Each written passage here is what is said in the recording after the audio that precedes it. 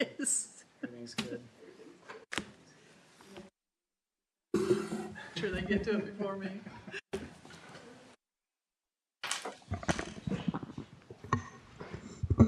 Good.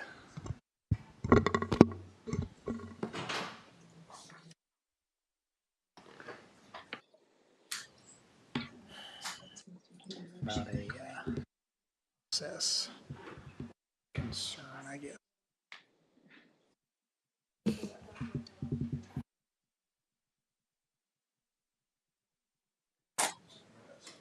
Like if they don't.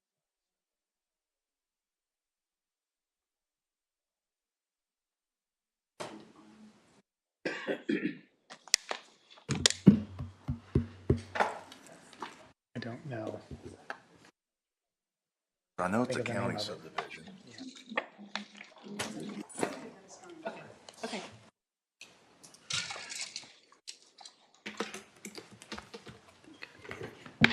All right, good evening, 6:30. We'll call the meeting of the Hancock County Board of Zoning Appeals to order.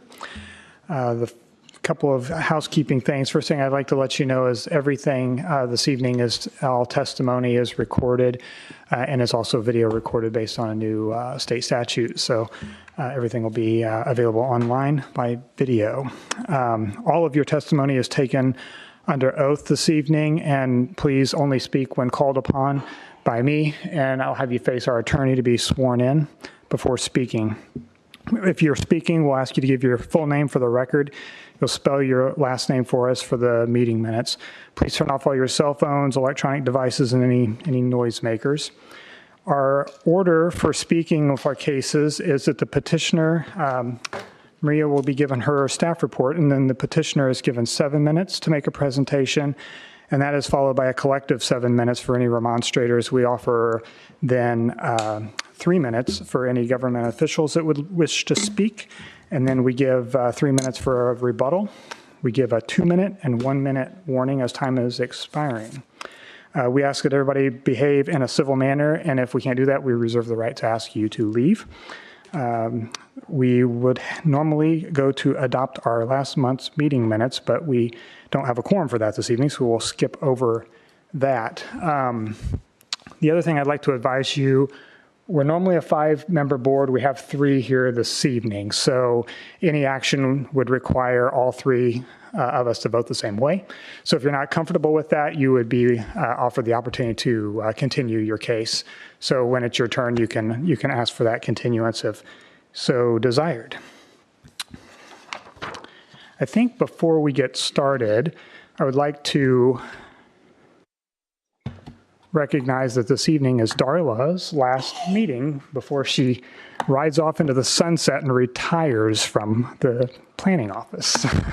24 years, I believe, and she's seen a lot in 24 years. So she's comprehensive plans, new zoning. She even served with Terry for a short time as the interim planning director, gave the reports, did the staff reports and everything. So she's been very integral to this department, to the county really, as a public servant. So we would like to recognize your service, Darla, with this plaque. And I think what we'll do, you guys get up and get out of the way. We're gonna let the family all come up and take a picture. We've got a lot, all the family here, so apologize to all of the people that have to sit up here. A picture with me? Yes. Oh, who's going to do this? Dawn or Holly.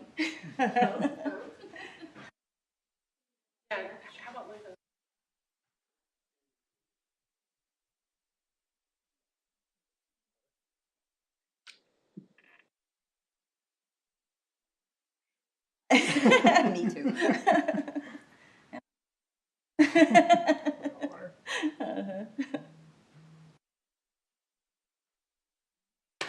This is my great family.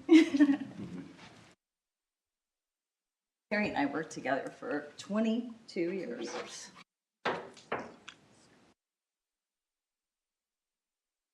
Charles. Thank you, everybody. You did it, Mom. You did it.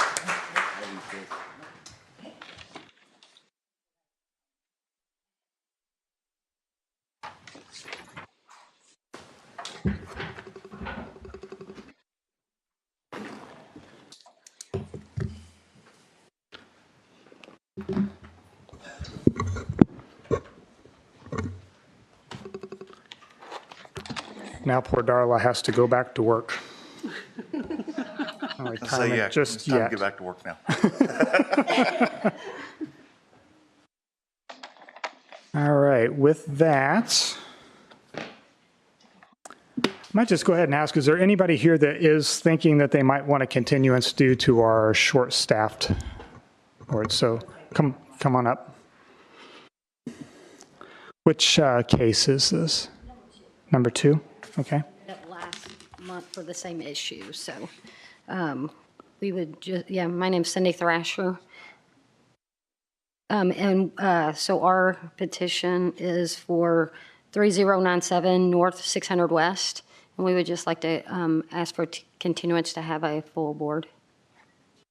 So they continued once before. How many? I always forget. They can request one.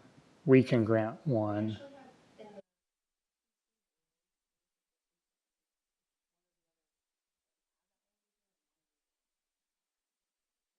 It's not a full board. Mm-hmm. Yeah.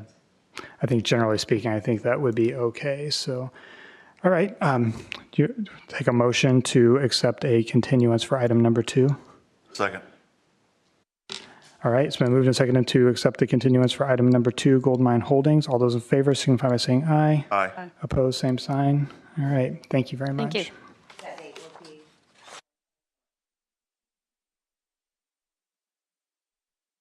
July 24th.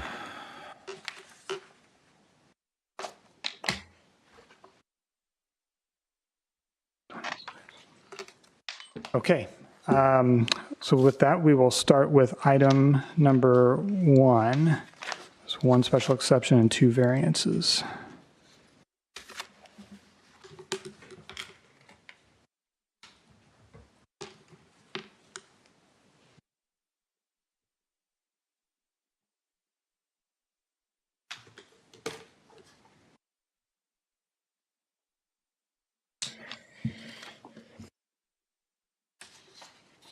So the first case for tonight, it is Verizon Cell Tower Special Exception and Variance. This is located on West 200 South in Sugar Creek Township. It is located in a R2.5 zoning district. The request for tonight is a special exception for a new cell tower and 2 variances under the telecommunication facility standards. In our land use matrix, throughout our whole zoning district, any cell tower that is proposed has to go through this board for a special exception. Therefore, they are here tonight. The intent in our telecommunication standard, it states that the purpose of this is to provide a reliable public and private telecommunication service while maximizing the use of transmission towers and tower sites, while also minimizing the adverse and undesirable visual impacts of a tower. Even though a tower is needed, we need to also consider the design of it.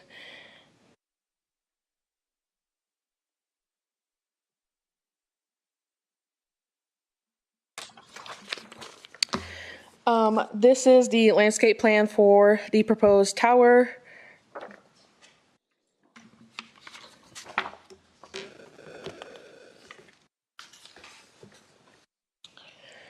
So required documentation for a application for a new tower, it includes an engineer report, a letter of intent, proof of compliance, removal affidavit, a additional insured, a determination of a new tower need, which to the best of our department ability, we have confirmed that it has been completed.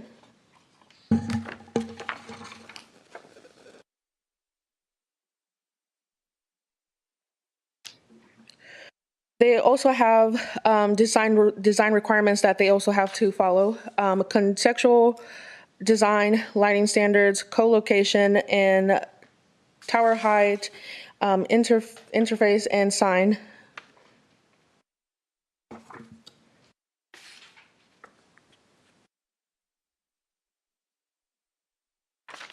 Additionally, they also have site requirements, residential areas. No tower shall be placed closer than 500 feet to any property, including a residential zoning district.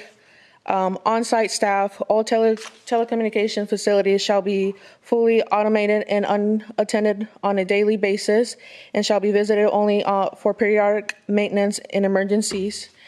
Within this section of the standards, they are requesting a variance for the residential area.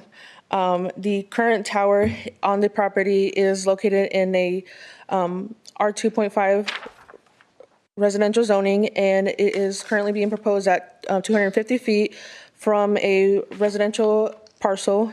And as our standard states, it has to be 500 feet, so they are requesting a reduction in that setback.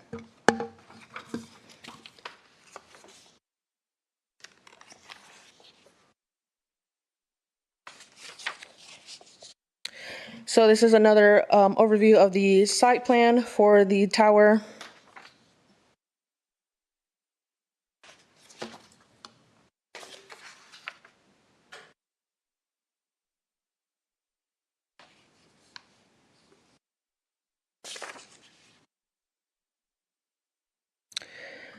So the other standards that apply are encroachment, fencing, landscaping screening.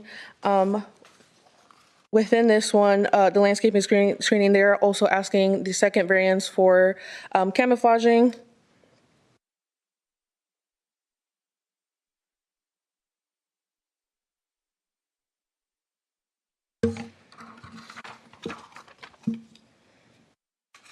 They also have construction requirements that a new cell tower has to go through the process of verifying compliance with, as well as landscaping standards for the cell tower.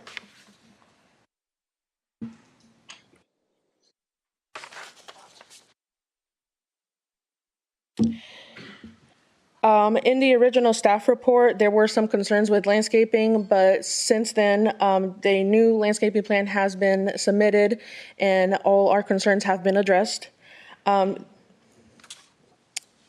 For the, so let's go to.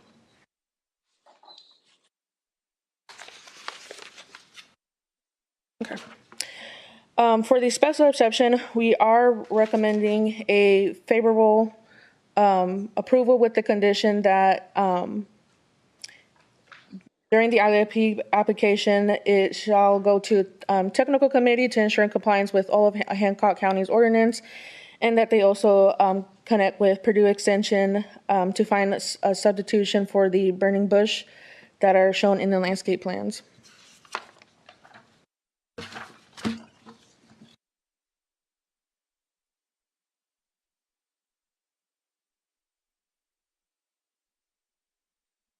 So as I stated, they're asking for two variances, one for to lessen the design requirement for the camouflaging. After careful consideration, the staff is recommending approval.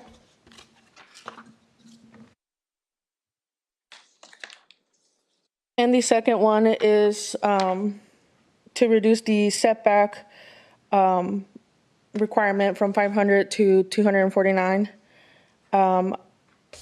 After considering some of the development standard of variances and the findings of facts that we have to consider, the staff recommends denial of the request of the variance to reduce the 500-foot setback for the telecommunication tower to 249 feet. The request does not meet the criteria for a variance as there's no unique hardship that has been demonstrated, and the reduction will significantly undermine the intent of the zoning code, which is to protect adjacent properties from visual safety and nuisance impact.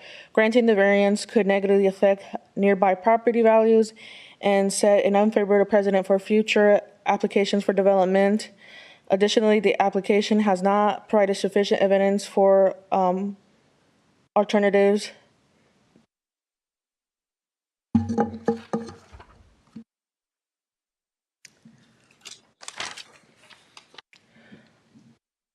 Are there any questions?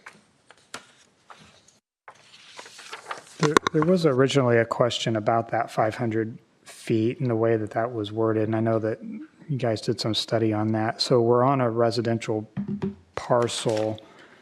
So is the 500 feet to a residential structure or to just the next residential parcel? Is that, which determination did we make there? I think we went with I might be able structure. to answer that. I think it says from the property. And we struggled with that. And Okay. hopefully it will be clarified in our UDO.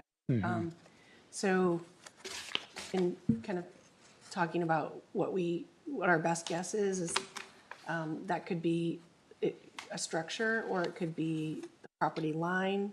So you really have to just take that into account. So we're assuming property line. That's what the variance was based on, correct? Property line. I Okay. think we're assuming property. Yeah. As in any type of property, no? It's from the residential structure is how we interpreted it. The word property. No tower should be placed closer than 500 feet to any property included in Word a is residential. property. Yeah. From any, Right. got it. And so our 250 Purposes of the word property, we're interpreting it to mean structure as well. real property then.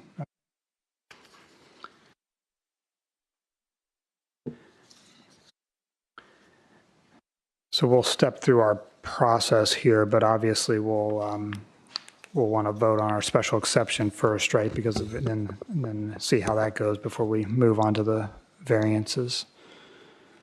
Do we have more questions for Maria? I have a question. On the, I think I heard you say that as a condition, it would go to tech review, and that is where we're going to check for the aesthetics and the interference with public safety radio frequency. Is that your recommendation, that tech is, it's conditional approval and they will look at those things?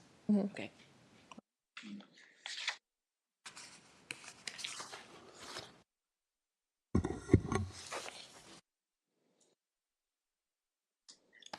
So I do have a question. The property that it's going on, looking at, I'm assuming this is a GIS on this first page image.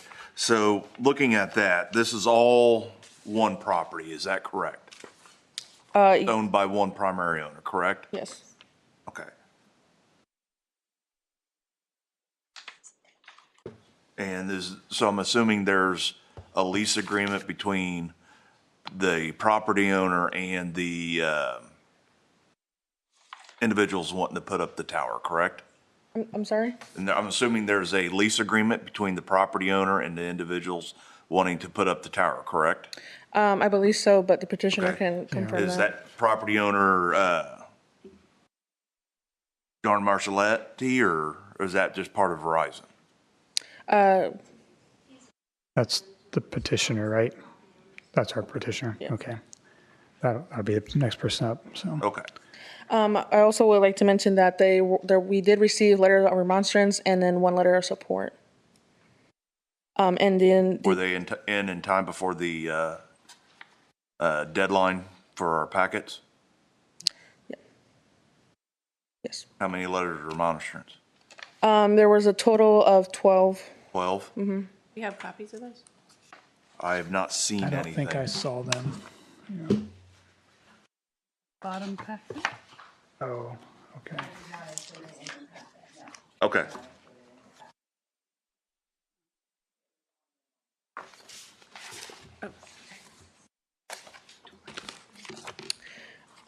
If there are no further questions, the petitioner has a presentation. Okay. All right, thank you. All right, we'll have the petitioner come up and be sworn in by our attorney, please.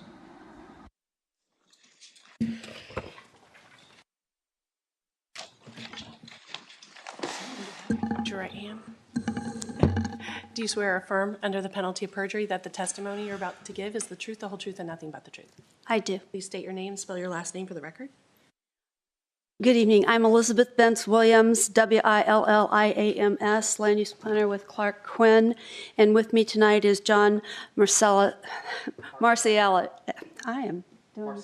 Marcelletti, I so apologize. And he is the acquisition specialist for this site. We are requesting a special exception for the wireless communication facility, as well as 2 variances, one for the distance from a residential property improved with a residence, and architectural camouflaging of the tower. On this first slide, if you look on the left-hand side, you see the area map, and this is the northwest corner of 600 West and 200 South in Sugar Creek Township. And we are on the north side of 200. The picture on the right side of the screen shows an enlarged aerial of the farmstead of the Scroms, who have a rich history within this area and landship stewardship.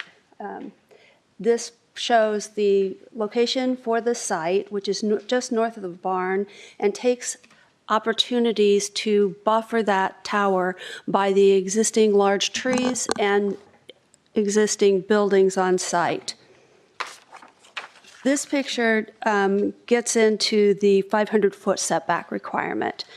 We are approximately 250 feet from the home that is on the subject parcel. There are 3 homes south of 200. We are more than 500 feet from each of those homes, but the distance to the district is about 384 feet. The location is to facilitate the best buffering by, as I said, the existing structures and trees, and to keep the lease area out of the agricultural activity of the site. This both preserves the tillable acreage and also allows the proposed landscaping to be planted in an area not affected by pesticides commonly used in crop production. That is the practical difficulty in placing the tower 500 feet from residential use, is that this is preservation of farmland. The landowners are not only the most affected property owners, they were also instrumental in choosing the location for this tower. On this slide, I'd like to show you the elevation of the tower.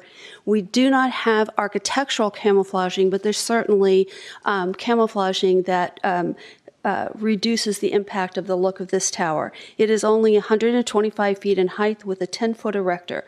There will be no lighting on this tower due to the height. It is designed as a tapered monopole, light gray in color to fade in this, not be as visible in the sky, and placed again up behind those existing structures. It allows for the required co-locations, and the compound will be enclosed by a solid 8-foot fence and landscaping. On this slide, I'd like to show you the larger aerial that shows the red dot is the proposed site, and you see the Scrom Cemetery. You also see the Jacob Scrom Nature Preserve that runs all along 600 and buffers the homes on the other side of 600.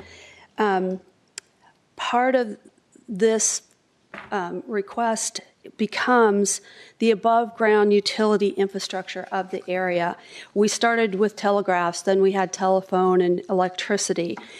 There is already existing in this area across a large transmission line that crosses the cul-de-sac at 200 and 600, and there is actually one of those major stanchions right at that cul-de-sac for the power line that runs from the southwest to the northeast, imposing much more than our proposed monopole. And there is absolutely no buffering or landscaping around that tower, and it is roughly in the same category of height as this proposed tower, and is directly in the view shed of many of these homes in the area. On the next slide, the picture on the right shows the 2-mile radius for any other towers to be considered instead of this location. I put an orange line on US 40 at the top of the circle and Brookville Road at the south. There's one tower at the top of the circle, more like 100, County Road 100, and then right on Brookville Road on the south. On the left side of the screen, that red square is the search area that the RF engineer was designing for to fill a gap that Verizon has. And that's better demonstrated by the propagation maps here, because again, you can see Brookville Road and Highway 40. 2 minutes. And on those splotches of color that you see, those are existing cell towers that Verizon is already located on. So you see the center of the circle is right where this proposed site is. On the left side of the screen, you see what happens if this is approved and this Verizon tower goes online. It not only helps the service of this area, but the entire community, because part of the goal is to offload the existing towers so that they serve better and more efficiently, so that you have less drop calls and more efficiencies in whatever you're sending over the lines. The next few pictures are photosims. We took 3. This one is from the west side of 200, and you see the before picture at the bottom, and then I put a red circle around the tower if it were approved so that you see what it would look like. The second one is from the east side of 200. Again, those trees north of the highway there, or 200, are the farmstead. And then you see the red circle again. It really disappears here because it does do its job as far as fading into the skyline. And then this is off 600, just south of the nature preserve, and you see the before and after with that circled. We would requestfully ask for your approval on all 3 of our requests for the special exception, the variances. There's much more information as far as we have submitted all of the documentation needed and will provide any detailed information they want. We agree with the condition to change the burning bush to a different species. Could you you mentioned what you felt the practical difficulty was? Was that the use of the property for agricultural use? Okay. And preserving prime farmland. And so the question that I was asking the staff earlier was what the interpretation of property is, and it appears that although you're requesting the variance, do you interpret it the same way, that we're looking at 500 feet from the property and not from the structures, or did you interpret that differently? We acquiesced to the staff's interpretation. We talked to your attorney as well as the director when we filed it. So we filed it asking from the property line. So we've shown you the setbacks from the existing structure on this property, the 3 structures closest across the property line to the south, as well as there's one dimension there on the slide I have up furthest to the left that shows that 384 feet to the district south of 200. Okay. One of the drawings shows 3 boxes and it notes them as future. Is that future just ground mounted equipment, or what is that future use? In order to provide for co-locations, you have to plan structurally for the strength of the tower to hold them, plus you have to have enough room for ground equipment within the compound and within the landscaped area. And all of that ground equipment is screened by the fence and landscaping? Yes, sir.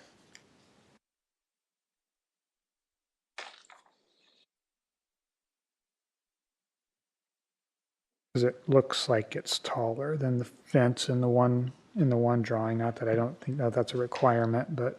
Well, at the time of planting, you might see something, because there's an ice bridge that runs from the equipment to the tower, but eventually the landscaping will grow and cover the ground equipment. In a case like this, who's responsible for the maintenance of the landscaping and the fence? Is it the leaseor or the leasee? Who's responsible for that? It's Verizon. Okay. I mean, we would depend on the leaseor to tell us if something happened so that they know if something needs maintenance. But as is required by the ordinance, there's no on-site employees. Once it's constructed, it'll be an unmanned facility, and they only check that for routine maintenance or repairs. But they will be out there to fix it if there's a problem with the landscaping. Okay, so the petitioner this evening has some agreement with the Schramm family, the actual owner of the property, and that's how they are the petitioner. Sir, they have a lease with them, and part of the due diligence that we filed was a portion of that lease that shows that if for Yes. whatever reason this tower isn't used, that it will be removed. It's not only in our commitment, it's in the lease. Okay. Okay. Any more questions for the petitioner? All right, thank you. Do we have anybody that came this evening that would like to speak in opposition to this petition? Just one? Okay, come on up. And we will have you sworn in, and you will get, I'll ask one more time before I give him the full 7 minutes. Will anybody else want to speak? Got two. Scott, will you be wanting to speak in opposition, or do you want to speak as a government official? Okay. So but we do have another one over here. I'm sorry. Oh, I'm sorry. Okay. So we have two people wanting to speak and then one government official. So you'll get 3.5 minutes. Are you for opposition? Yeah. Okay. Okay. So we'll have you sworn. We have another person that was speaking in favor. Oh, do we have somebody speaking in favor? We were out of time for the So we petitioner. ran out of time. Okay. All right. And one other thing I'm having, that was not included in the packet, was not linked to agenda, and I don't think you guys can get to OneDrive. So I'm having them make copies of the letters of remonstrance. Okay. Okay, let me get to my timer here.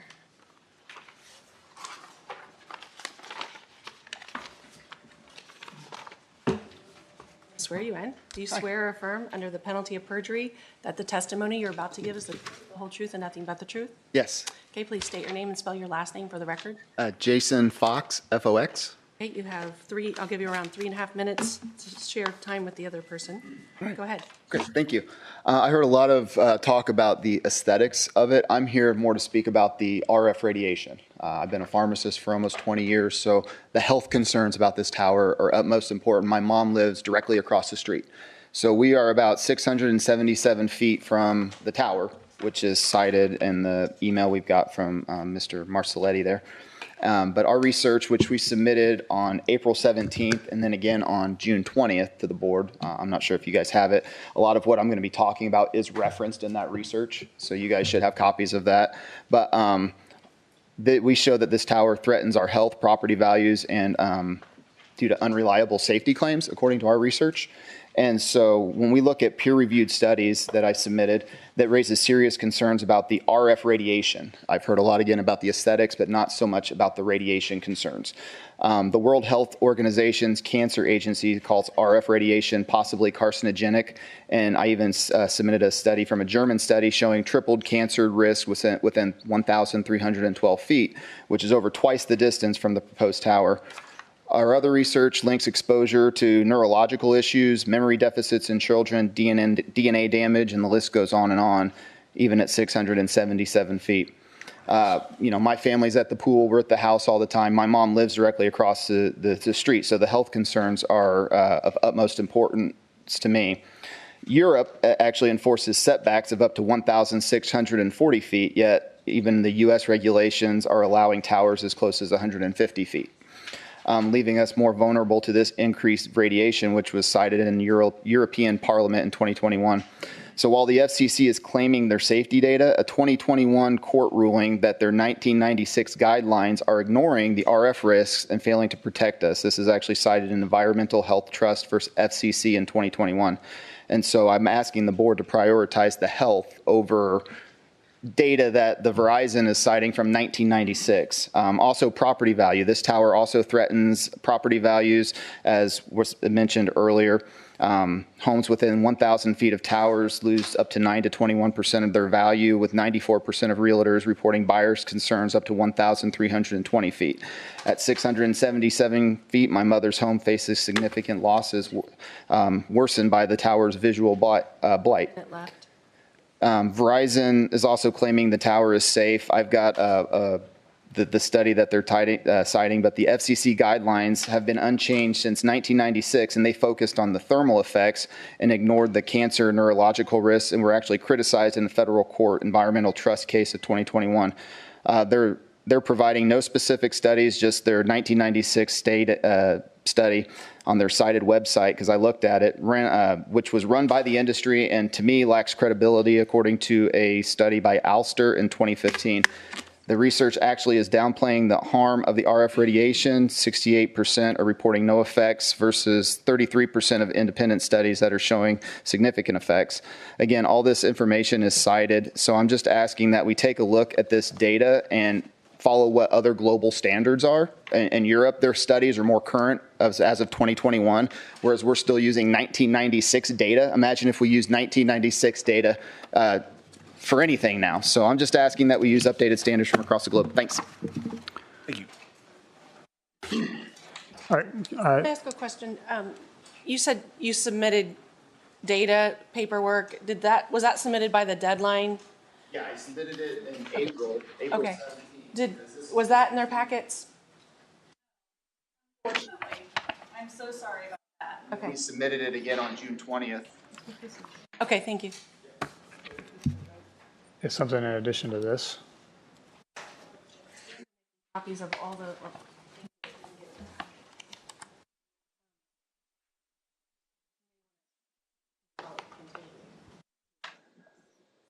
You guys can digest all those.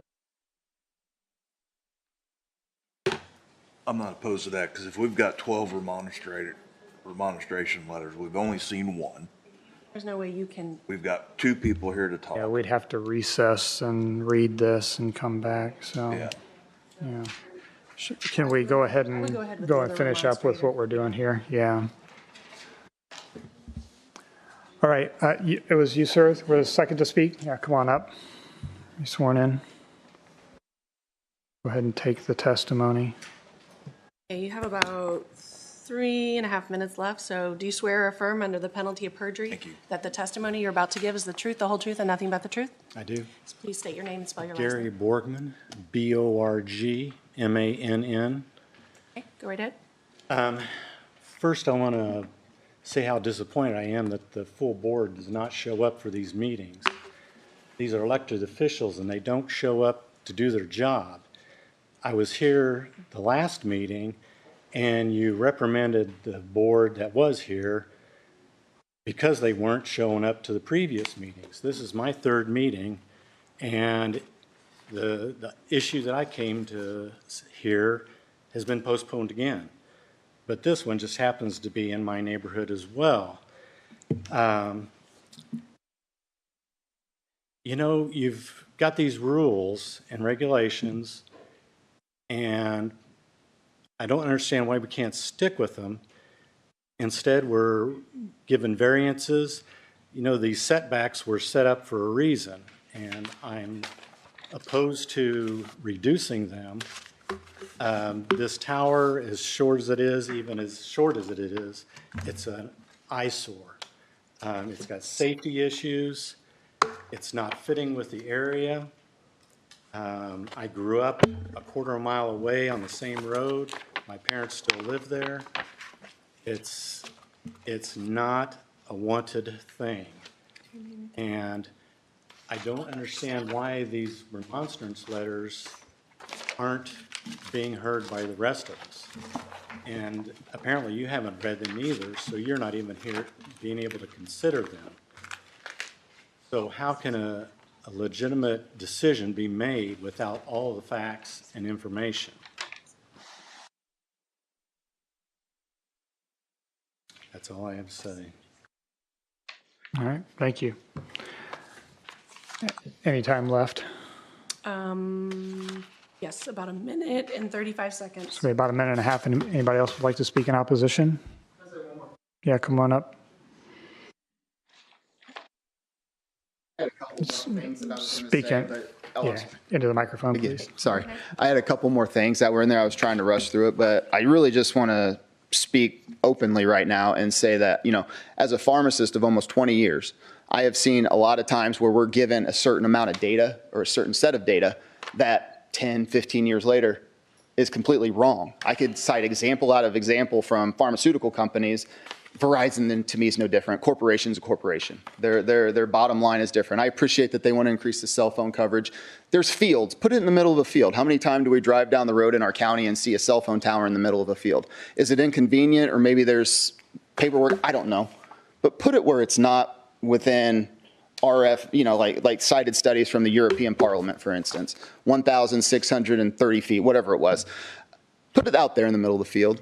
I mean, it might be inconvenient for the farmers or whatever. Figure that out. Pay for it. You guys got enough money. But I'm just saying, as a pharmacist, I've seen so many examples of being told one thing, or we're going by old data, and then we find out later on that it's dangerous. And I don't want that to happen to my family, straight up. So appreciate it.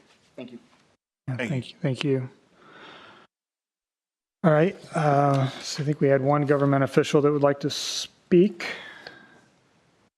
That would be for 3 minutes. Mr. Wooldridge. Do you swear or affirm under the penalty of perjury that the testimony you're about to give is the truth, the whole truth, and nothing but the truth? I do. Spell your last name. Joseph Scott Wooldridge, Wooldridge. I'm a county councilman. I represent the District 4, which is this district, obviously.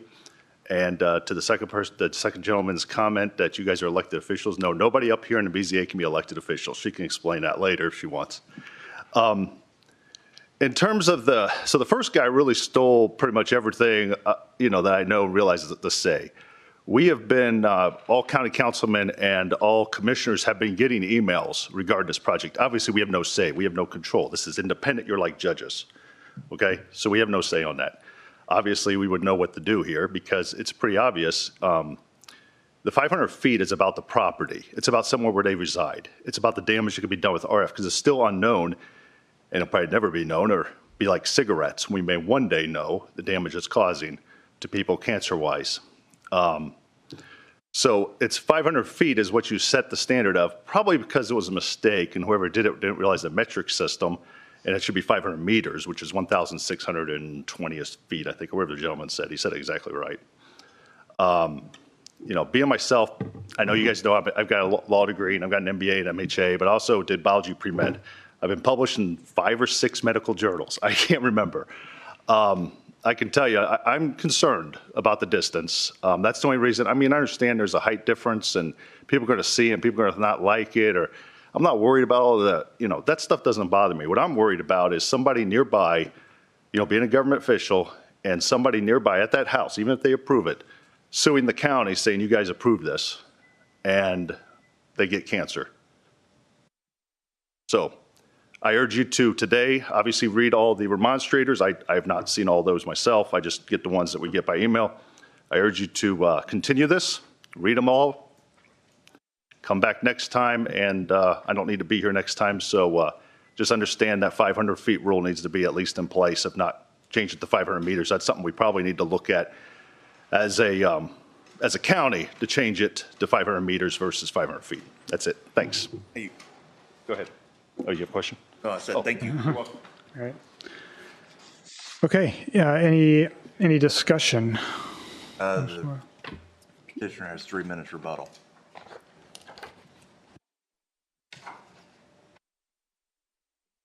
Petitioner get the remonstrance letters as well ahead of time? No? Yeah. All right. So the petitioner, you have your 3 minutes of rebuttal time. And you said you did not get the letters of remonstrance?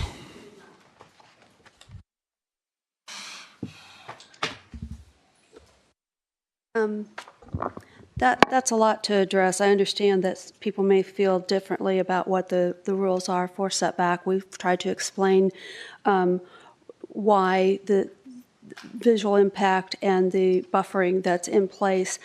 I am not an attorney, I'm a land use planner, but I have to say I hope that your attorney advises you on the Telecommunications Act and what you can and cannot consider in granting this special exception.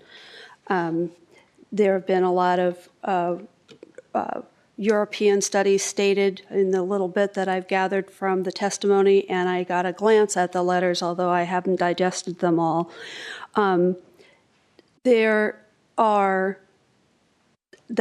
can't compare us to Europe. The standards that we have in the United States and the thresholds that they allow for RF standards.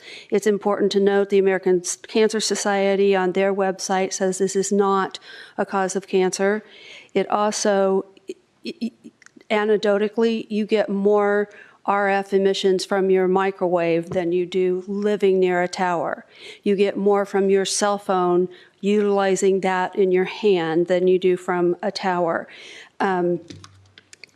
The towers now, a few years ago, they bought all the like radio bands that had been the television bands when we had the rabbit ears and those types of things. They're running on the same frequencies that used to come into our house, right into our TVs. So we also, had we known there is a way to more adequately address these things. And in terms of the property values, we've had specialists come in and do property values in areas before and after a cell tower went in. And it does not indicate that there's a loss of property value, and that's part of people's opinion. Some people want good cell tower, good cell coverage, as opposed to just their view. And the last thing I wanted to say with that was there's lots of specialists and things that are out there. We weren't aware of these things, but I do believe that we have presented evidence that this is a good proposal. And, keep in mind, these are on hospitals, they're on schools, they are on the outdoor fields at schools. I can name many, many, many. They're on all tall buildings in larger cities. They're at Fisher School. They're downtown in Indianapolis schools because that's where you need them. They're on top of hospitals. Got a couple real quick questions for you. Yes, sir. Were you part of mailing out all the letters to the abutting property owners? I was not. John did that. Okay. My question is how many was there? 62 letters in total. Okay. I have the list of what's given. All right. No, that's good as long as it's 62. We did send them a second time for the variance, and we sent the same 62. I misspoke. All right. Thank you. So everybody was noticed for the special exception and the variance? Yes, sir. Okay. All right. Very good. Thank you. All right. So we've got a special exception and a variance, two variances to consider. If you were so inclined, we could address the special exception first and then see how that shakes out, and we can then address the variances. Or if we're so inclined, due to all of these letters, it looks like the letters are basically all the same, just signed by different people perhaps, but maybe there were 12. Was there any other information? You said there were 12. I'm counting. Did Mr. Fox said he had a packet of research information with more comprehensive? Oh, Did you get yes, that? and then a package of research There information. was one letter of letter of support we received. We got into that yet? And was Mr. Fox's data supplied? Everything that was submitted by Deborah Fox is what I copied and gave to the board. So this is the data, right? Because this talks about the cancer Yes. risks and neurological effects. Yes. That's what we were talking about? And finishes with references. That should be the final page. Right, okay. Okay, this was continued once before due to the attendance issues, and then, so they're here again this evening. We could consider another continuance if you would like to try and digest some more of this information. but no additional notice would be required before we could go ahead and vote. I propose we continue it. Second. All right, do you want your continuance to be for all three, the special exception, both variances, the entire case? Yes. Yeah, okay. So it's been moved and seconded to continue item number 1, special exception, and 2 variances until next month's meeting to give the board adequate time to review the additional information that we did not have in our packets and hopefully have a full board next month. So all those in favor signify by saying aye. Aye. Opposed, same sign. All right. So we'll address this again. That'll be July 24th, I believe. July 24th. Kayla and Maria, could we just make sure that we have a new link that has everything, maybe electronically, so that we can make sure that the folks that weren't here this evening also have it and they can be prepared for next month's meeting.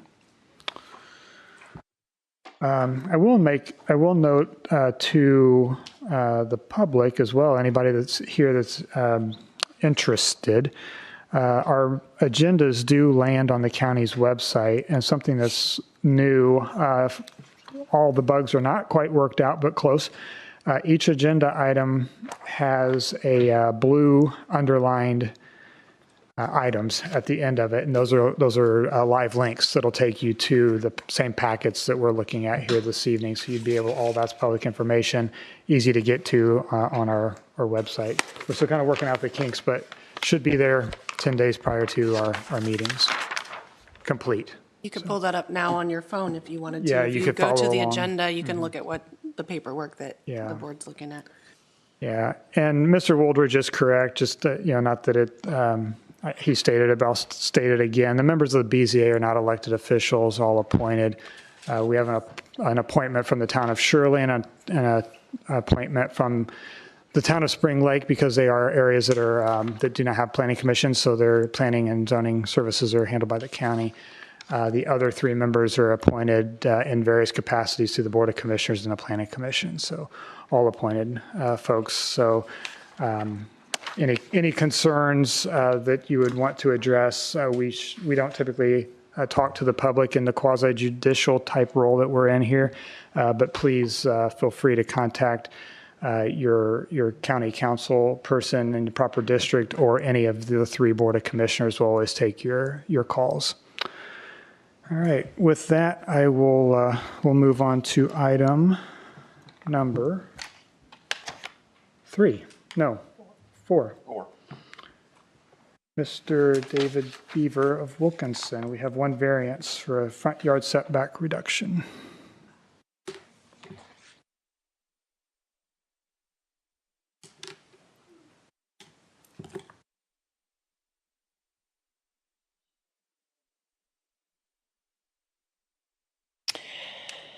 So the petition for Beaver variance, the petitioner, David Beaver, is requesting 1 variance for the subject property, 6879 East State Road, 234. It says in Wilkinson. The variance is to reduce the required 120 front yard setback to 100. This would allow the petitioner to be able to replace his existing home with a larger new home and a septic system. The subject property is currently located within an agricultural zoning district.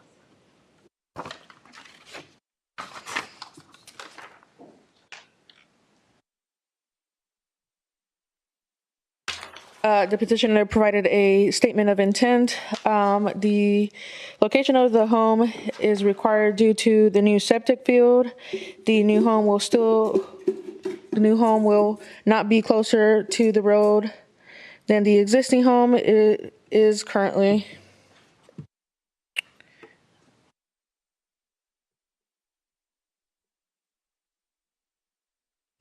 So this is one of the site plans the petitioner provided. He, as stated, is requesting a reduction in the front yard setback.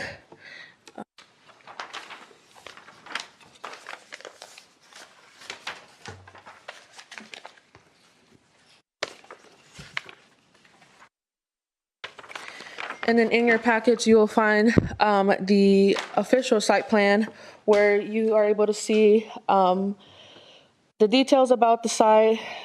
He has a 100-foot front yard setback, and the hash rectangle inside the rectangle in bold lining, it is the current existing home, and then the border black line is the proposed new home. It is more wider than the existing home. Therefore, that's why he is requesting the variance, because he also will have the septic field as shown in the site plan.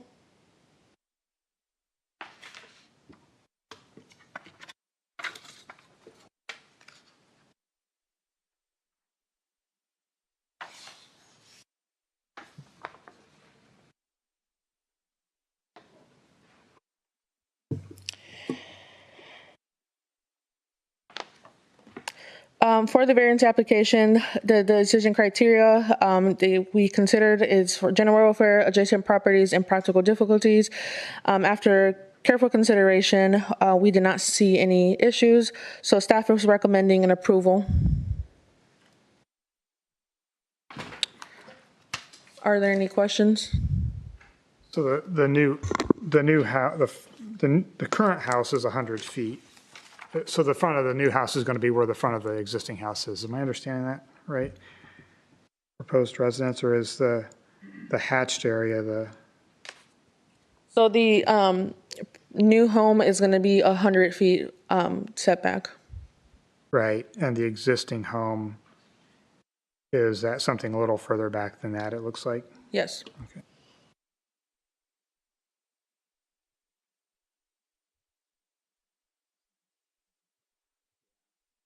Oh, it's a number.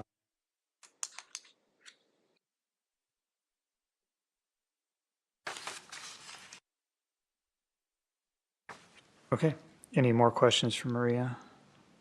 No. I will turn it over to the petitioner. All right, petitioner, come up, please. Mr. Beaver here, Beaver, Mr. Beaver? Yep. Come on. Swear you in? Do you swear or affirm under the penalty of perjury that the testimony you're about to give is the truth, the whole truth, and nothing but the truth? Yes. Please state your name and spell your last name. David Beaver, B-E-V-E-R. You have 7 minutes, and I'll give you a warning when you hit 2 minutes. Go right ahead. I'm sorry, I'm jumping. You have 7 minutes to make your presentation. Go ahead. Well, the reason this lot is so small, the reason why I want to do this is so I have room for this new septic field. The house will not set any, the new house won't set any closer than the existing home is today. Mm-hmm. It's just small.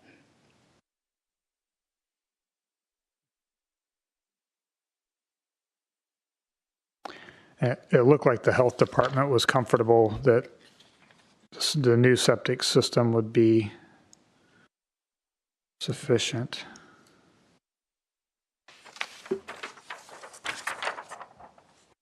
Okay.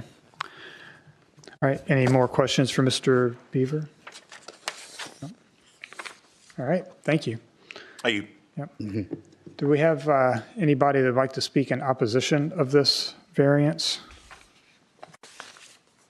Any government officials like to speak in regards to this variance? All right. Mr. Beaver, you would have rebuttal period if you have anything else to say, but I don't think you probably do. But yeah, nothing. Okay, that's all. About all I have. Okay, sounds good. Thank you. All right. Any discussion?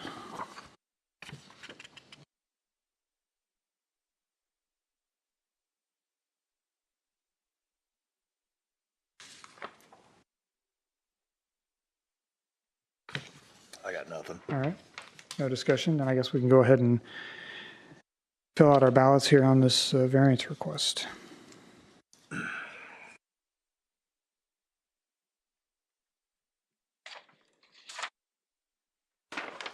All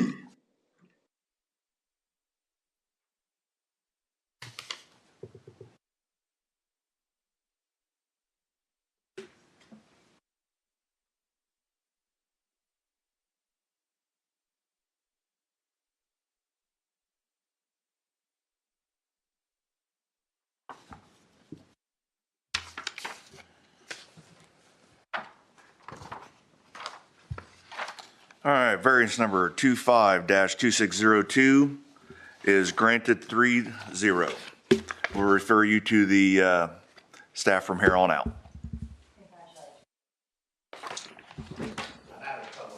Congratulations, you're approved. Well, very- Thank you. Thank you. All right, moving right along here, we will special exception item number 5. Town of Shirley.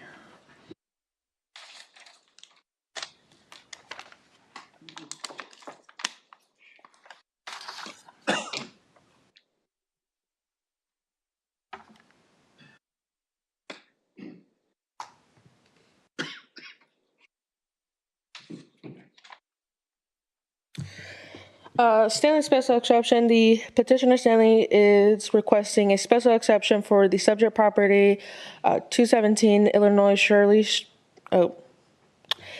Street in Shirley. The petitioner would be allowed a home occupation / in-home daycare. The subject property, it is located in a R 3.5 residential zoning district.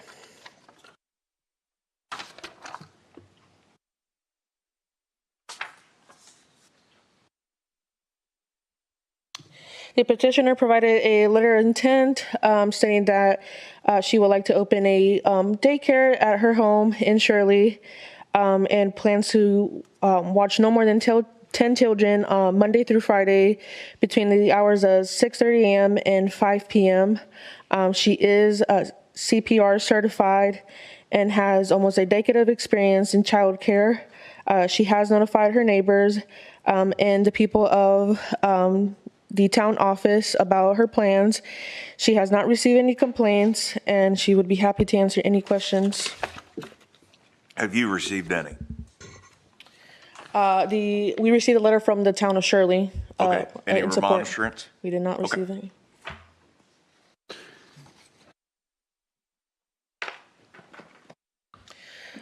This is a site plan that the petitioner provided detailing the layout of the property.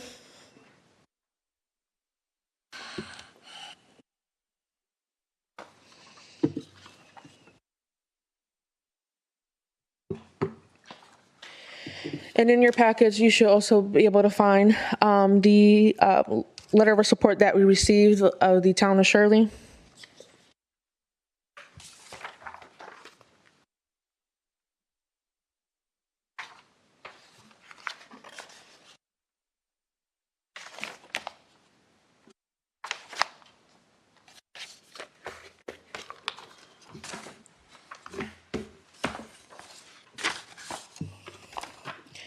So this is a special exception, and we've added the decision criteria and other considerations.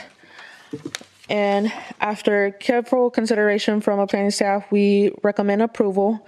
The staff didn't find it necessary to add any conditions to the home daycare because it would be subject to oversight and regulations that the state would enforce.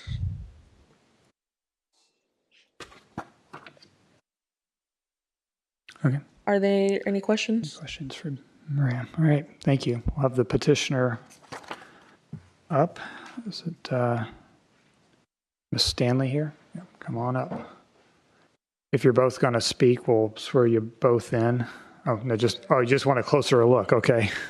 Do you swear or affirm under the penalty of perjury that the testimony you're about to give is the truth, the whole truth, and nothing but the truth? I do. Please state your name, spell your last name. Bailey Stanley, Stanley. You have 7 minutes. Go right ahead.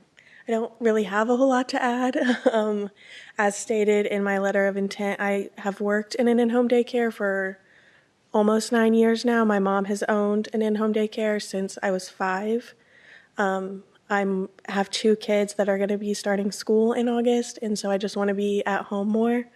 I am CPR certified. I plan on getting my daycare license through the state. If you have any questions, I don't really know what else to add. Any questions? Nope. All right. Thank you. Perfect. Thank you. Do you have anybody that'd like to speak in opposition to this variance or this home occupation? Or 4. Since she didn't use her time. Well, you want to speak for Ms. Hester? She only gets 3 minutes, though. She's a government official. All right. So we've got all of our 4s have spoken. We have no remonstrance. Okay. We'll give you the 3 minutes. Do you swear or affirm under the penalty of perjury that the testimony you're about to give is the truth, the whole truth, and nothing but the truth? I do. State your name, spell your last name. Teresa Hester, Hester. I am the clerk treasurer for the town of Shirley. I just wanted to affirm that the Stanleys have been at the council meeting and talked with the council about what they propose to do in town. They also have been in contact with us, along with building and zoning, on the appropriate things to get state certified. And so they are following all the regulations, and they have, they're continuously trying to get the state certifications and all of that. So I just want to verify that and say that we are as a town, the council is for the daycare. All right. All right. So we've had our 4s, we've had our remonstrance, we've had our government officials. So ready for any discussion? No discussion, and we'll go ahead and vote for the special exception.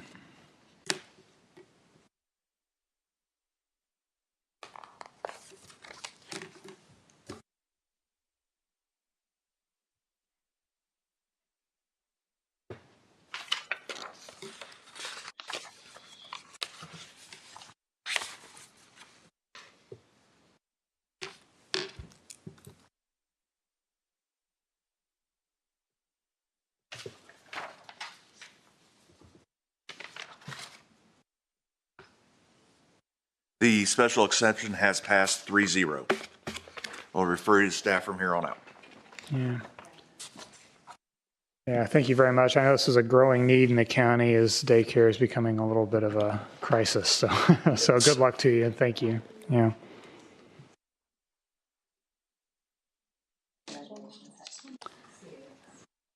Right. All right. Item number 6.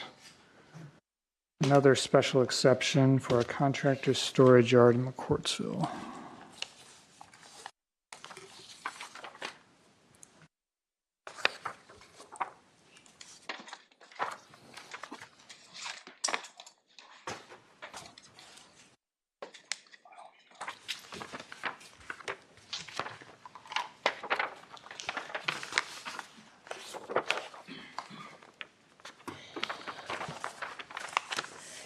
Brandon's special exception. This is another special exception request. The petitioner, James Brandon, is requesting a special exception for the subject property 4682 North 300 West in McCourtsville.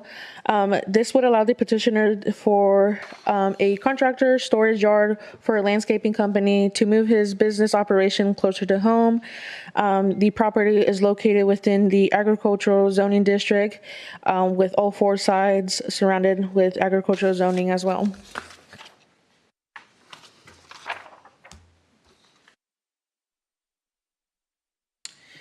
The petitioner submitted a statement of intent, and I would allow the petitioner to discuss that at his time.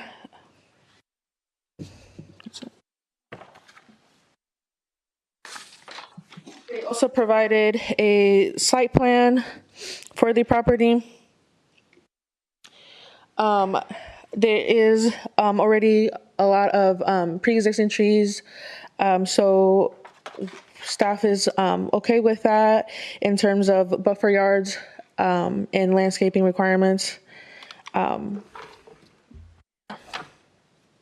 They also submitted building elevations of the proposed barn.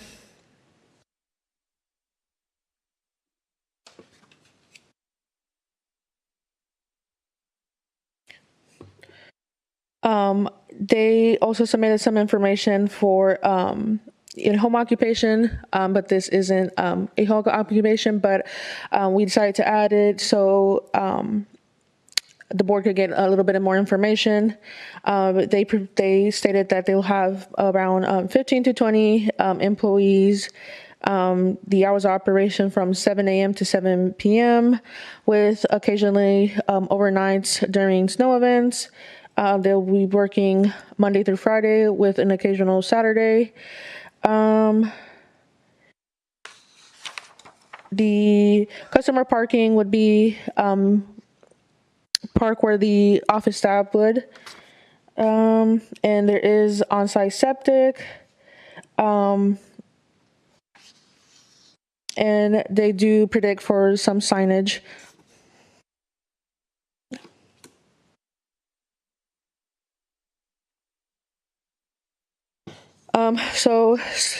This is the decision criteria for special exception and other considerations. And after reviewing this, the staff recommends an approval as presented. What's the current ordinance on parking stall sizes? I think we're 9 10 by 20?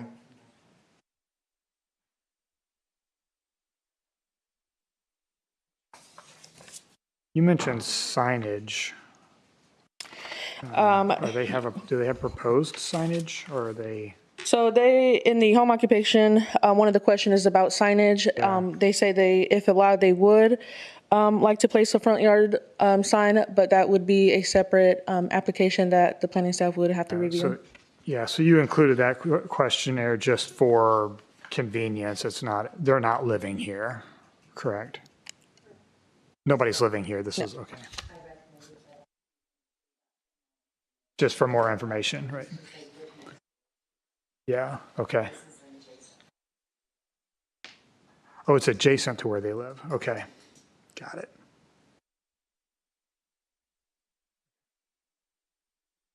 All right, any more questions for Maria? No? Okay, we'll have the petitioner come up.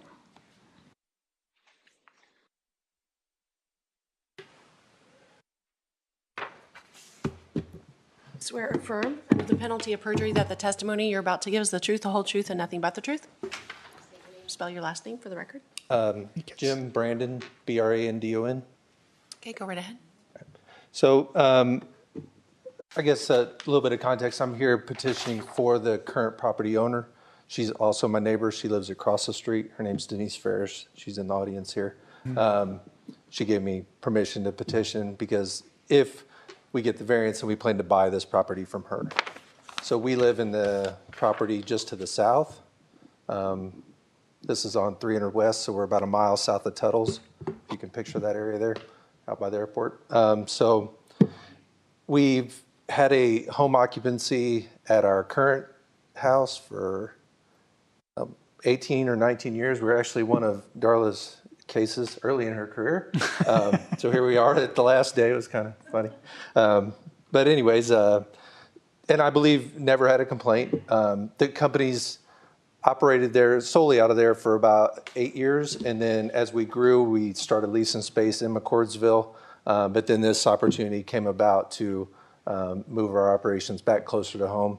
And the company gets up to about 20 employees in season. We carry 12 to 13 through the winter, or full-time employees. We currently operate about, I'd say 12 trucks. Really, 3 of them kind of sit there, sort of backup trucks, and about 5 trailers. With the proposed barn on the property, currently there's a nice house on it that we would use for our office space. There's an old barn on the property that we would take down and then build a new barn in its place. We're a licensed contractor, so we're not going to be applying for any variances for setbacks or anything like that. We understand that. And then most of our equipment should be inside the barn. We do have, if you look at our site plan, we do have a bin for salt and a few bins for materials that we would put behind the barn. Like they stated, the property's kind got a lot of mature trees along the road. So in the barn lot, call it, you can see the house from the road, but you can't really see into the barn lot. We plan to maintain all those trees. And, you know, if anything, add a little bit more curb appeal to the property. Like I said, we've lived in that area for 19 years. We like it there. We have been to all the informational meetings and heard about all the different commercial development planned for the area. And we're in the county's long-term industrial planning, right there on our road. Mixed use is the long-term plan across the street. So thinking long-term, this could be a way for us to not be adversely affected by that commercial development, because if we ever wanted to just operate our business out of there, I guess in the future, and not live there because of all the commercial development, we could maintain our business there. So we're kind of in a unique position. I think that's all I have. So what were you saying about the parking? I think it's 9 by 18. I think it's, but you're thinking it's 10 by 20 is the requirement? It is loud, yeah. Yeah, okay. Would you be opposed to increasing that to 10 by 20? No, and you know, I would call this plan pretty conceptual. We pulled this together pretty quick, but yeah, I mean, not at all, because, I mean, maybe the office parking, those are smaller cars. The few spots we're showing in front of the house, maybe not requiring it there, but a lot of our guys that drive to work drive trucks and things, so yeah, I'm not opposed to it. I mean, the reality is it's going to be a big gravel lot behind the barn where most of the guys park. And then we only have 3 or 4 people that work in the office during the day. So everybody else is. And that should be reviewed when they do the building permit as well. Yeah, So, I'd say,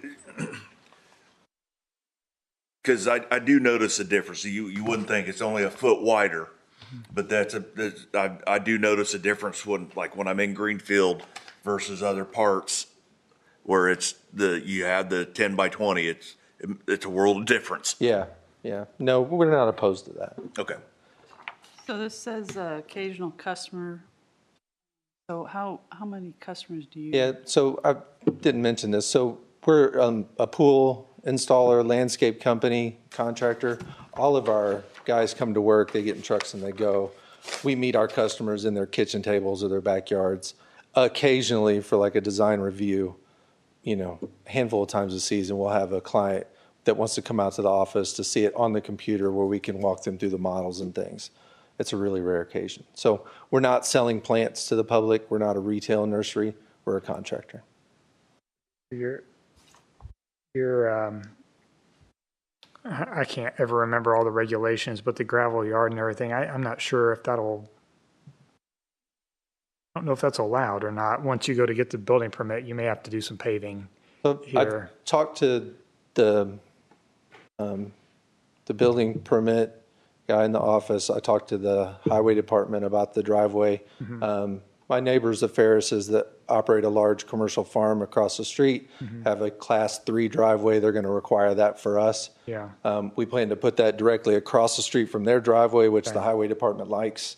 So we would abandon the existing drive that's in front of the house. It's a small residential drive. I saw you were going to do the drive, which is good, because even when we do allow the gravel lots, we usually require the paved drive. To operate the office out of the house, we have to get it's through the state, it's a permit, basically. But we're not required to do any updates to it. And then I also talked to the sanitary department, whoever looks over septic systems. And they did say that they want us to have the septic tank tested. They're okay with it, but they did ask us to put a secondary septic site in that backyard there, which we've shown on the plan. We don't plan to develop the backyard there, just save it for future use. All right. And I will mention it's farmland on 2 sides. I'm on one side. Denise is on the other side, and then I've talked to my other neighbors. They know that we take pride in the area and have made our property better over the years. So. All right, sounds good. Any more questions for the petitioner? All right, thank you. Do we have anybody here that wants to speak in opposition to this special exception? None? All right. Did you have any government officials who'd like to speak in favor, opposition? None? All right. You'd have some rebuttal time if you have anything else, but I think you've said everything at this point. You're good? Okay. All right. Any discussion? Good.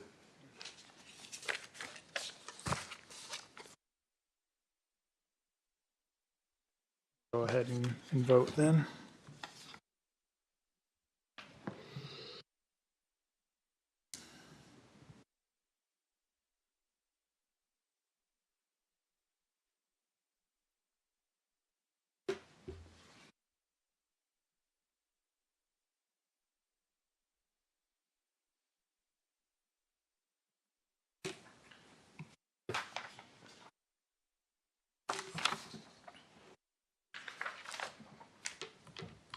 Special exception 25-2605 passes 3-0.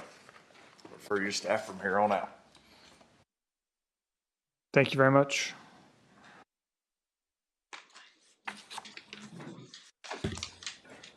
Okay, item number 7. Andy Holden, special exception for accessory structure on adjoining lot. Variance.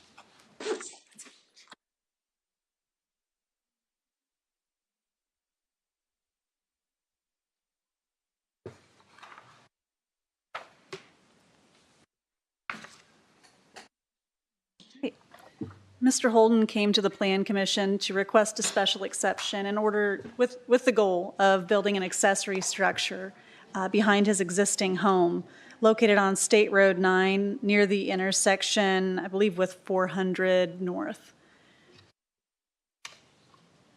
This is due south of Blaze Roller Rink, for those of you familiar with the Maxwell area and the area direct between Greenfield and Maxwell. Is zoned agricultural. The special exception would be to allow an accessory structure on an adjoining lot and one variance to exceed 1,000 square feet.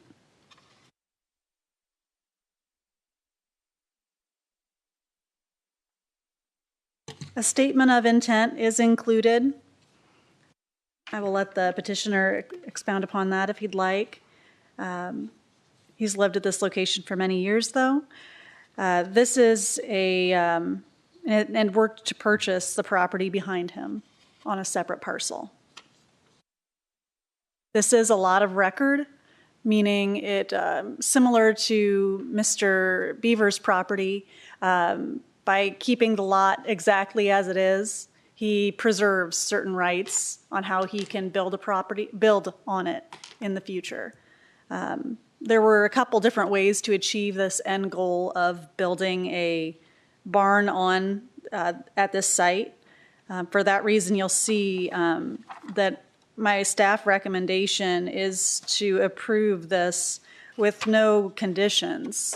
The alternate way that Mr. Holden could have done this, though it would have sacrificed those lot of record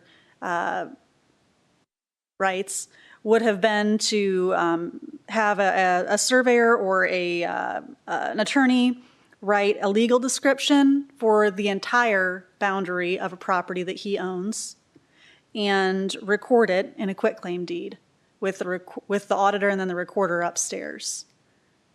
Basically stating, this is the complete boundary of all of the unplatted land that I own at this location. That in turn would have been collected under one PIN number. He can still do one PIN number, that's fine. But that quitclaim deed would have combined that legal description and made it much more difficult for it ever to be divided again. However, due to the cost of surveyor and attorney and all of the good stuff that comes with that, Mr. Beaver, I keep referring to the old petition, Mr. Holden chose to go this route with the variance and special exception instead. We have a special section in our ordinance that refers to this special exception and includes a number of restraints on that, one being that it be 1,000 square feet or less. So the variance request is from that, so he can build a larger pole barn structure.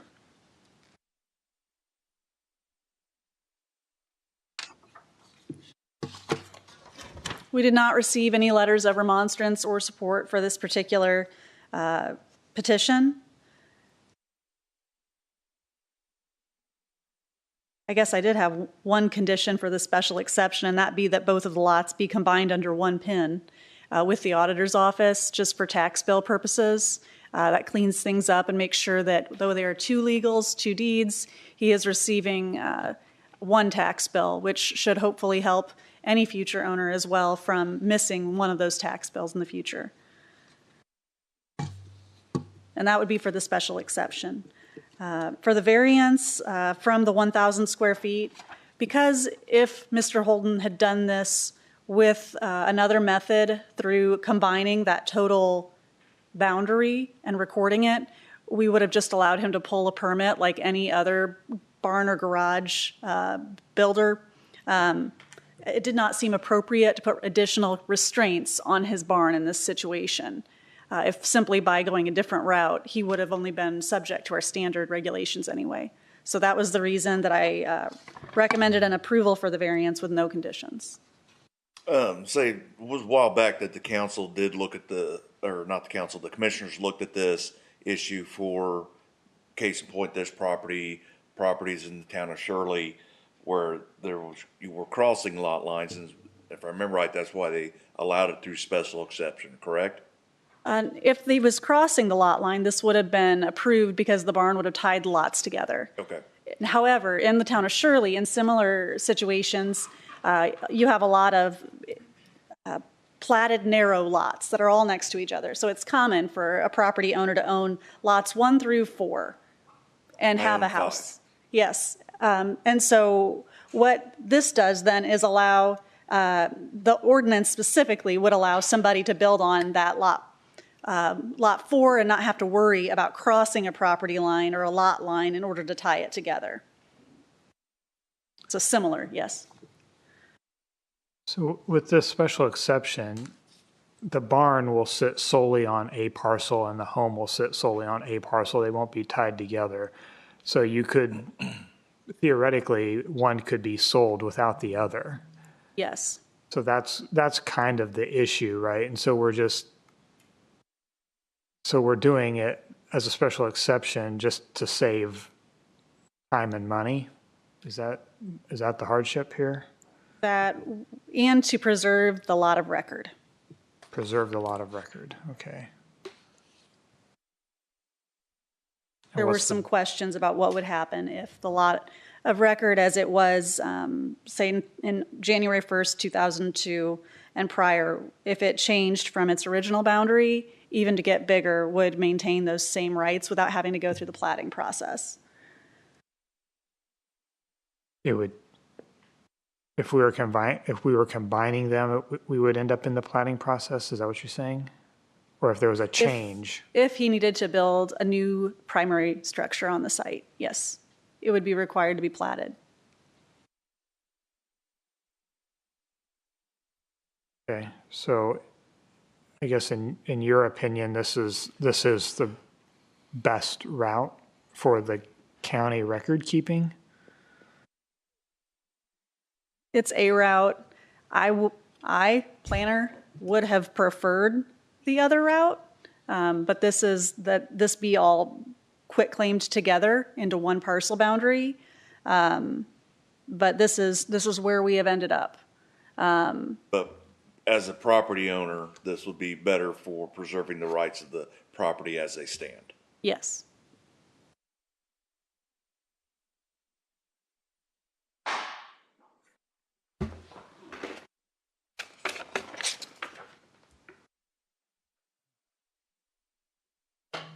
Okay, I'm sorry, I'm just struggling with that for some reason. So if he were to sell the parcel with the barn on it, he's sold a property with a barn on it that's an accessory structure. The person that bought that could unknowingly buy that and then not be able to utilize it, right? Because It is a landlocked parcel as it stands. However, I would argue that there are situations where, say, the owner of the roller rink might find it an attractive purchase, or the person that lives to the south. But yes, it would have to be a neighboring property owner unless that was resolved.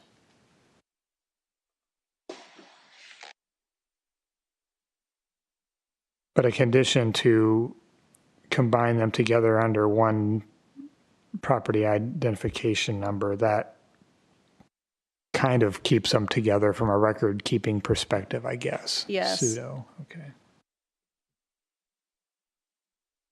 Okay, any more questions for Kayla? No, all right, we'll have petitioner. Have anything to say? Come on up and be sworn in, Mr. Holden.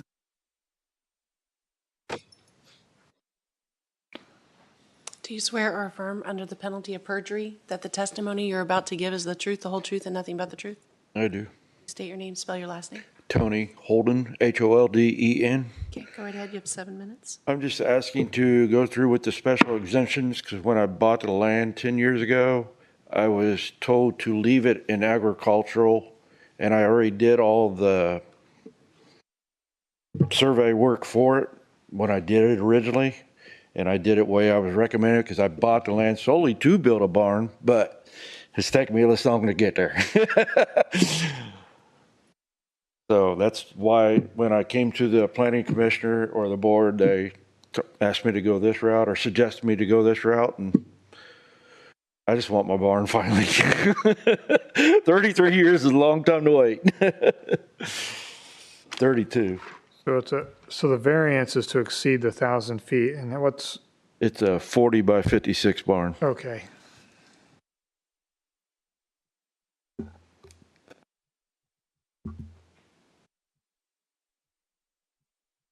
Okay.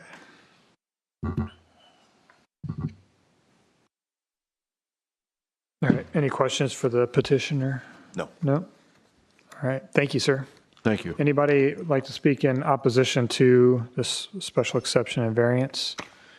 Any government officials of any concern? All right, any discussion? All right, seeing none, we will go ahead and do both ballots at once, or do you want to do the special exception first and then the variance maybe? I do have a question. One pin, is that something? Oh, yeah, that would be a condition that we would put on the special exception, yeah. So we could take a motion to do that. Mr. Holden, were you okay with having it combined under one property identification number for your tax bills? Do I have to or anything? No. Oh, yeah. No. Yeah, it's Okay. fine. Mhm. Pay 2 bills.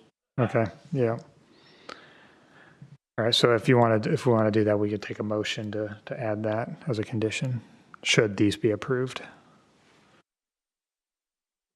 I propose that we put that all under one identification pin for both those properties. Second. Okay, it's been moved and seconded that should the variance and special exception each be approved, they'd be subject to the condition that the properties be combined together under one property identification number. All those in favor signify by saying aye. Aye. Opposed, same sign. All right, we'll go ahead and vote.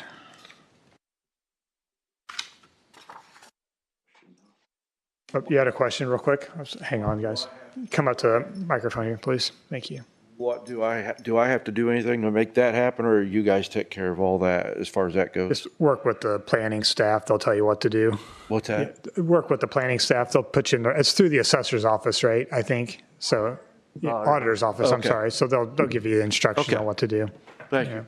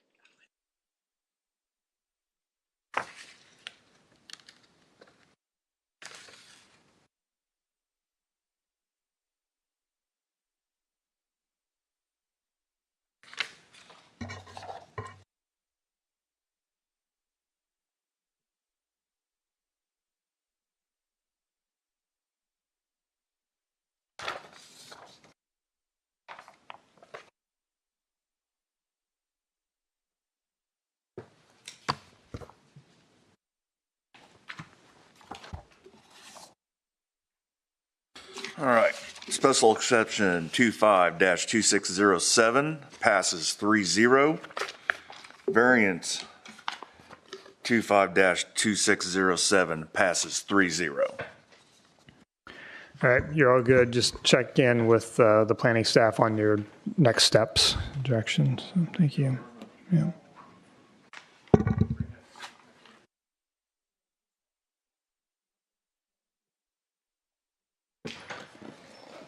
Okay, item number 8 is a variance for a side yard setback reduction.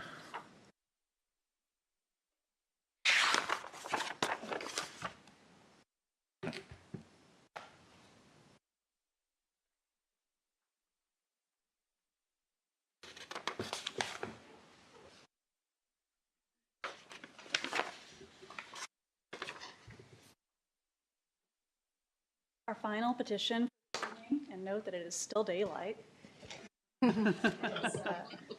for David Judy. This property is located at 3493 South 500 West in New Palestine, our 2.5 zoning district. Request is one variance to reduce the required 10-foot side yard setback to 3 feet for a proposed garage. The subject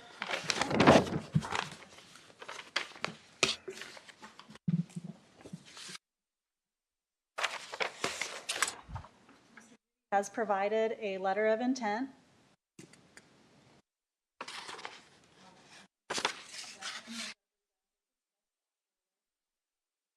He does note an important point, which is that there is a 15-foot building setback line included in ordinance.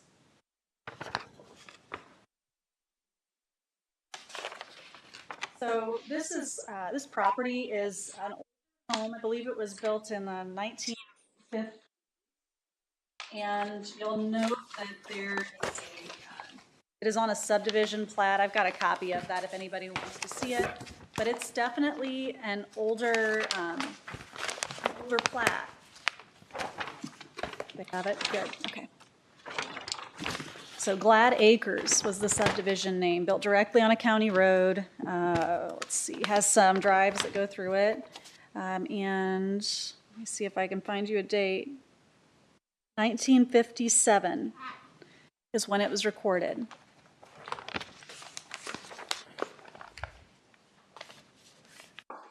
The style of the neighborhood is much more in a suburban style of that day. The lot is 98 feet wide, and it is really a ranch style, kind of minimal modern ranch. And that home is 57 feet of that 98. Additionally, there is a 20-foot driveway. And it is on septic and well, so this takes up additional room on the lot. Given the, cut to the chase with it, the Judys have provided a very nice plan for the property. We are certainly not against investment in the existing homes of Hancock County. One thing we would say in our recommendation is that the setback request be 5 feet to the edge of overhang, notably. This, in our understanding of building code, and we defer to our building inspector for sure, but our understanding is that anything less than 5 feet to the property line could result in some different changes to the garage that would require firewall improvements, no windows, things like no overhang, things of that sort. I'm not well versed in it, but I'm well versed enough to know that if we hit that 5-foot mark as a minimum, then we are kind of protecting all sides. And I guess, Jason, I'd be curious to know if you have any knowledge of that. It's been a long time, Okay. Mm-hmm. so I'd have to do some research. Okay. I would also note that that there is no structure south of this. This neighbors a church property. That's what I was going to ask, if you could bring up a aerial showing this property that doesn't have the yellow shading.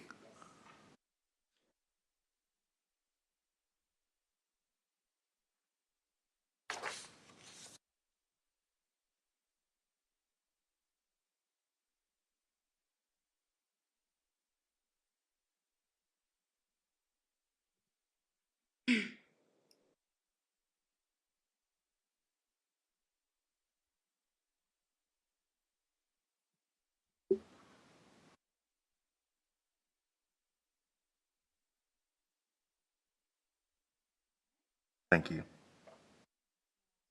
See the neighborhood and the neighboring. Is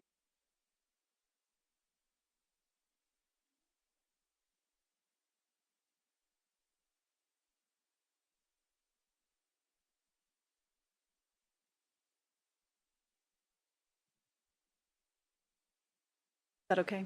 Yes.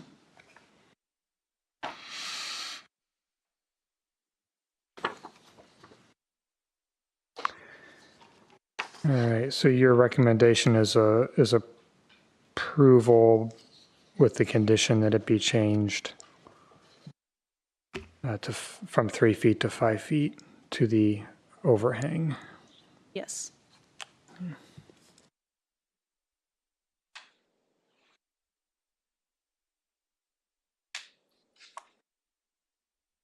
Okay, any questions for Kayla? All right, we'll have the petitioner come up. Petitioner here.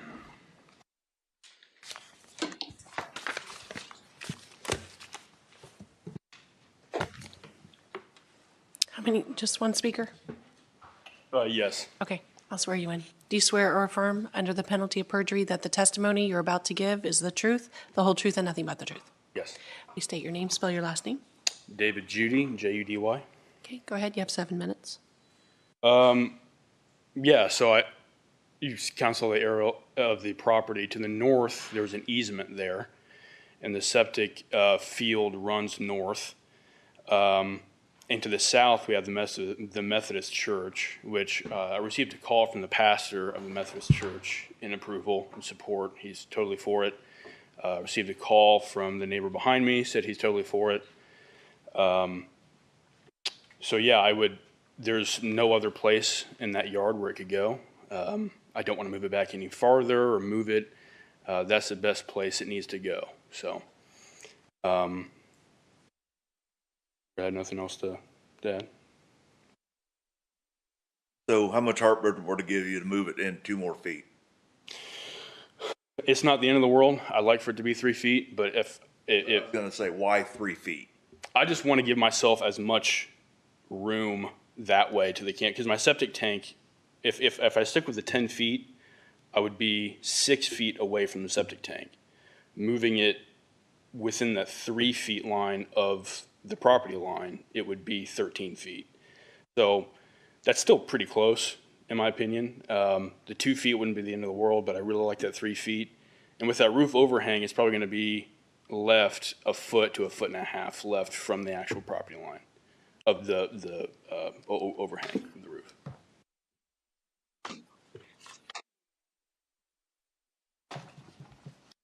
So I guess my question then is, I understand you're wanting to stay away from the tank, but why do you need to stay away that far? Well, it's just ease for me. I'm wanting to build it 25 feet from the house. I don't want to really move back any farther.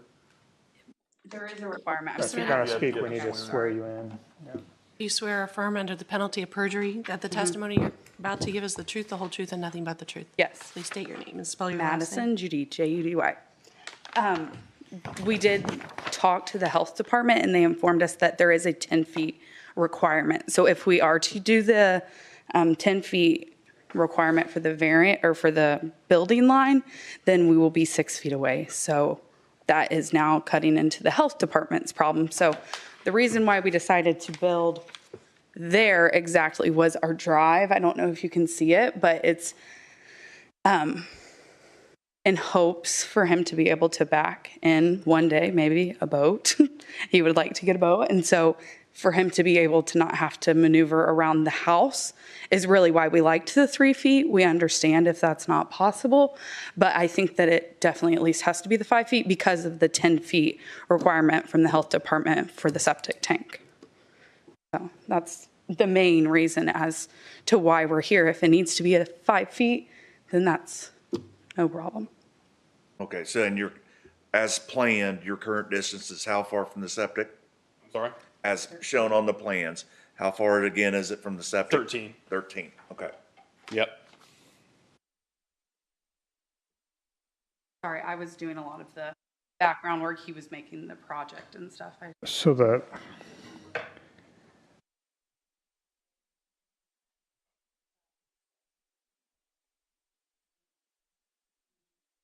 you are measured from the overhang. Your 24-foot dimension is the eave dimension or the wall dimension? That is the wall dimension. Okay.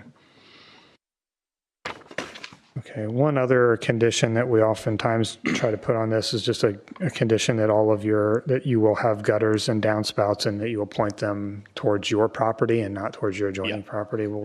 That's kind of one of our typicals. So. Yep.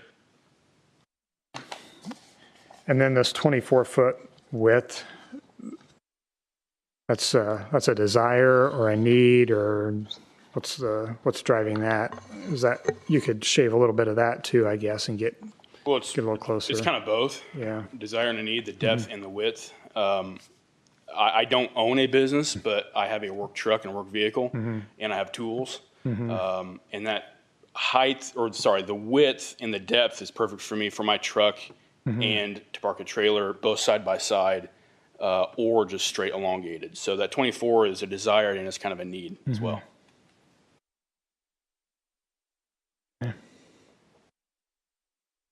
Okay.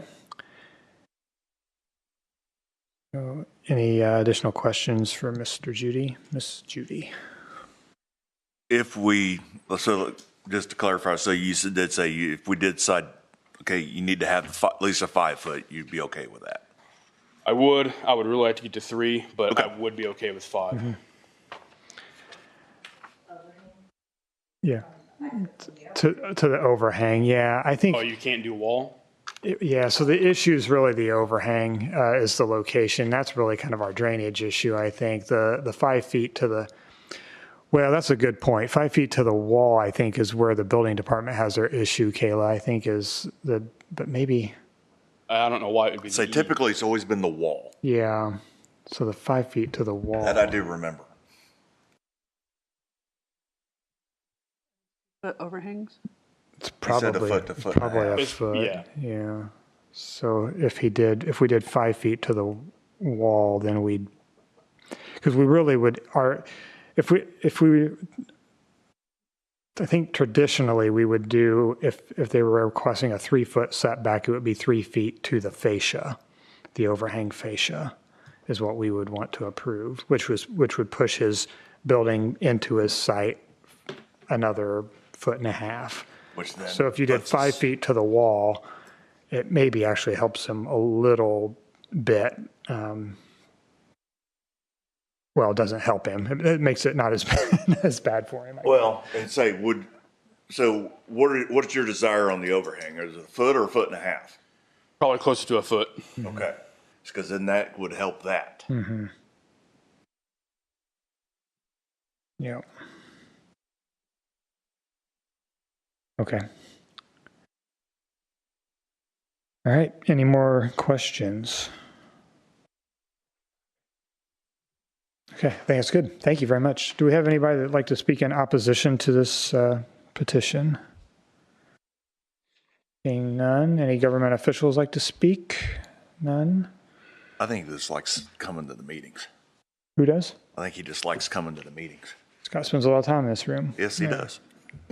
One question, would it be better to put your motion in reference to the overhang because that's where we mostly measure from? So I think if I'm thinking of this right, it would be like 4 feet from the overhang? Yes. And then that would give him 5 feet to the wall? Then that will give you 5 feet to the wall. Yeah. Just throwing that out there. But yeah, I think in the motion should clarify a 1 foot overhang for that reason. got this measurement here of 3 foot, so that's to the wall. Asking for a 2 foot. That's 2 feet. Yes. Yeah. But he's said he's willing to go back to 5 foot from the wall. So you would do and then, like I said, in the motion, clarify a 1 foot overhang. 4 feet from the From the- property line. from the fascia. From the overhang. Yep. 4 foot setback to the. So which overhang, doesn't include the gutter. which makes it less intrusive, so we can do that here without a additional I'm right too, notice. Taylor. Okay.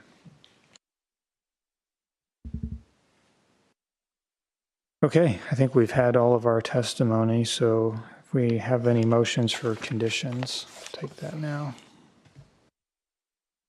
I make a motion that should we approve it, it'll be 5 feet to the wall with a 1 foot overhang, so 4 feet to the fascia. And that it'll be a 1 foot overhang. Second. Okay, been moved and seconded to make the condition that should it be approved, it be subject to a 4 foot setback to the overhang being a one foot soffit, which would put the wall at 5 feet from the property line minimum.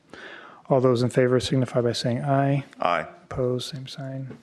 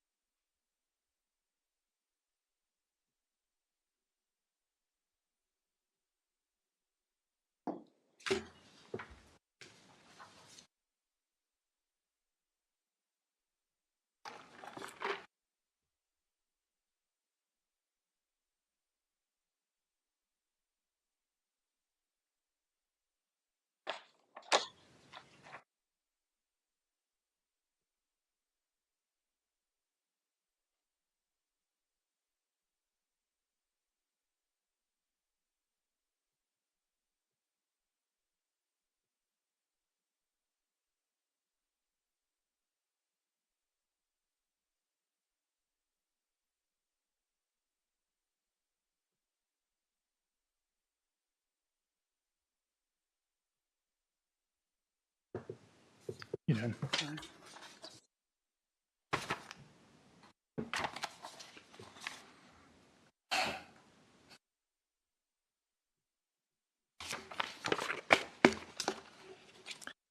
The variance for the barn has stalled with Fawcett and Casey voting for and Mr. Long voting against, so it'll be automatically To be continued to next to the next month, meeting. we'll hopefully have a full board, get a better vote, so. So you won't have to renotice. Do they have to renotice?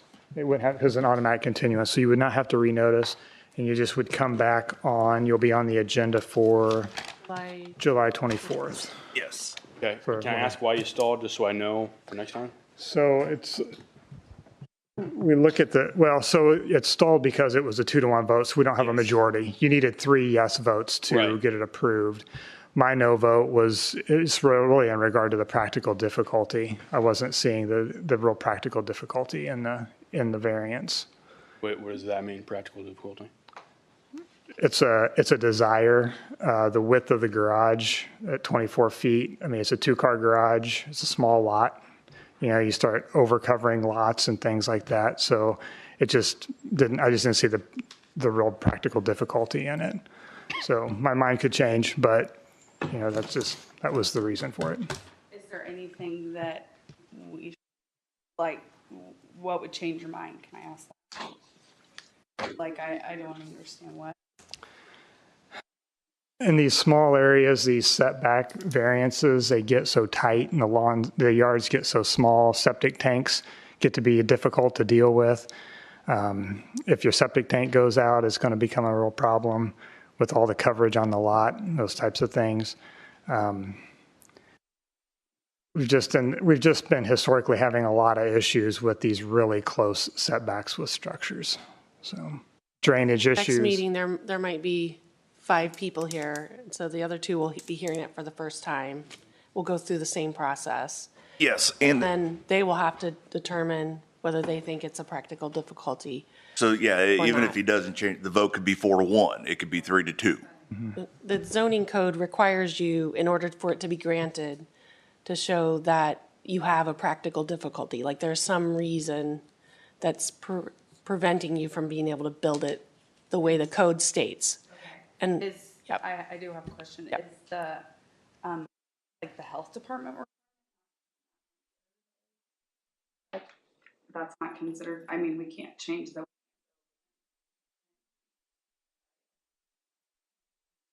Right. Are you asking, like, we can still present this? You'll still present it like the same application, and we'll go through the same process, but you'll have 2 more people here to vote, to see what they think. Yeah, and the unfortunate thing is that the law just does not allow, with only having a quorum, a simple majority doesn't, the law does not allow a simple majority to win. It has to be a quorum of the body. You have to get 3 votes, yeah. Yeah, it's fortunate for me, isn't it?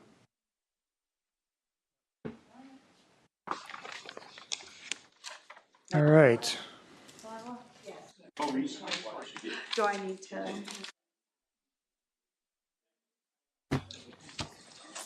Do I need to take?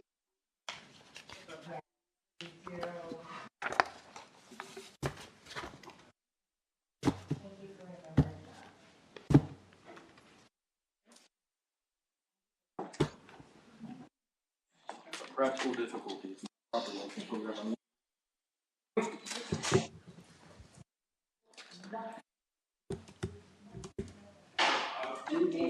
All right, zoning violations.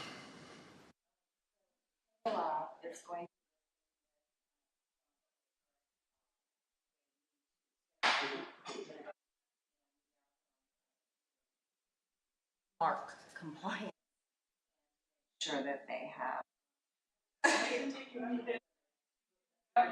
Yes, have a good afternoon. So sorry.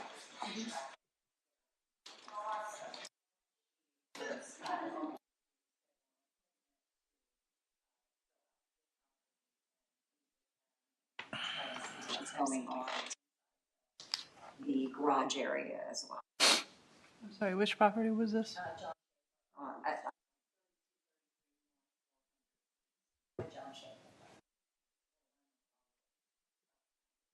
Trailers. Craig has been working with.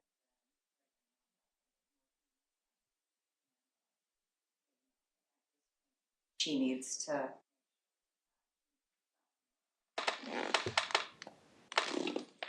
What am I doing?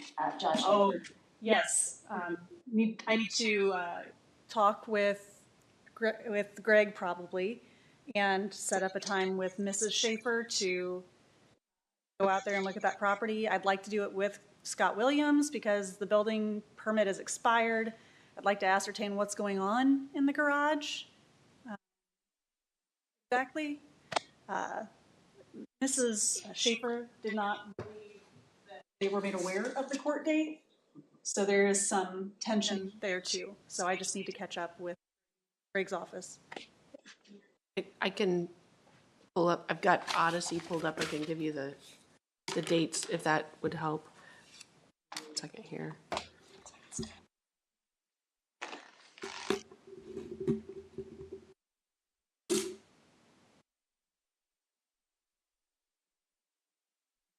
Pulled up and then I think I closed it.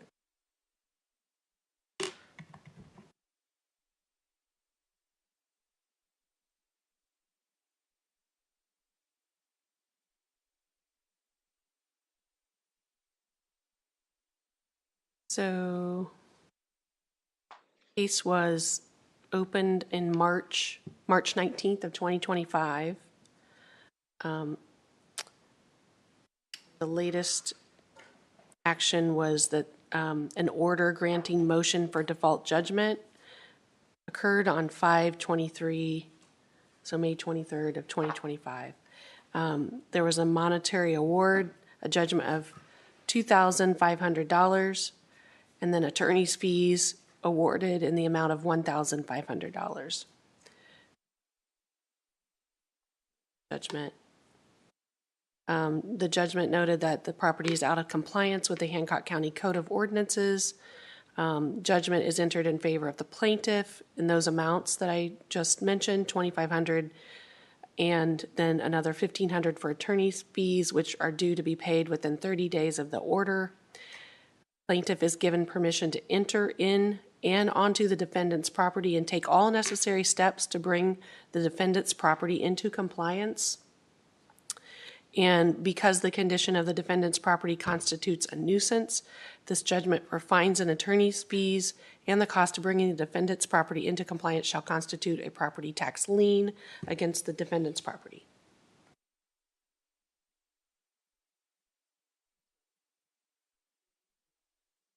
Yeah. Sure. So at the inspection then, Scott and I should probably ascertain as to what actions could be taken and how much that would cost, basically, and if Mr. Schaefer does not do it, how much it would cost the county to pursue that? The order says that you can go in and start. So it sounds like to me you can start hauling stuff away. Right. So you'll need to get with Greg. Then you can pile that cost on top. All right.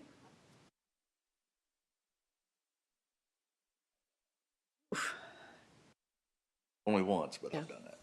I think you're beyond the negotiation.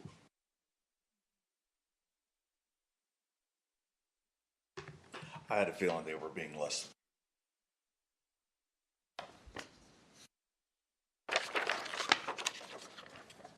What's the violations update? I just wanted to, since it's my last meeting and everything, I wanted to give you guys a status of where we are in violations. What you're leaving us with? Yeah. Maybe you want to that one? Okay. Who's taking this part over? Do you want to speak up here? No. Okay. Who's taking this part over? I don't know. We as a department are going to be handling it. Maria is going to be helping us for sure with this, but also then we're going to be hiring a new person, and this will be part of their duties as well. So, you know, with every new hire, it's different, set up different divisions. So Mess them up because pay out, and so I already paid because she had to pay me out because of my time. I kind of messed them up, I think, a little bit. I apologize. I have accumulated a lot of time over.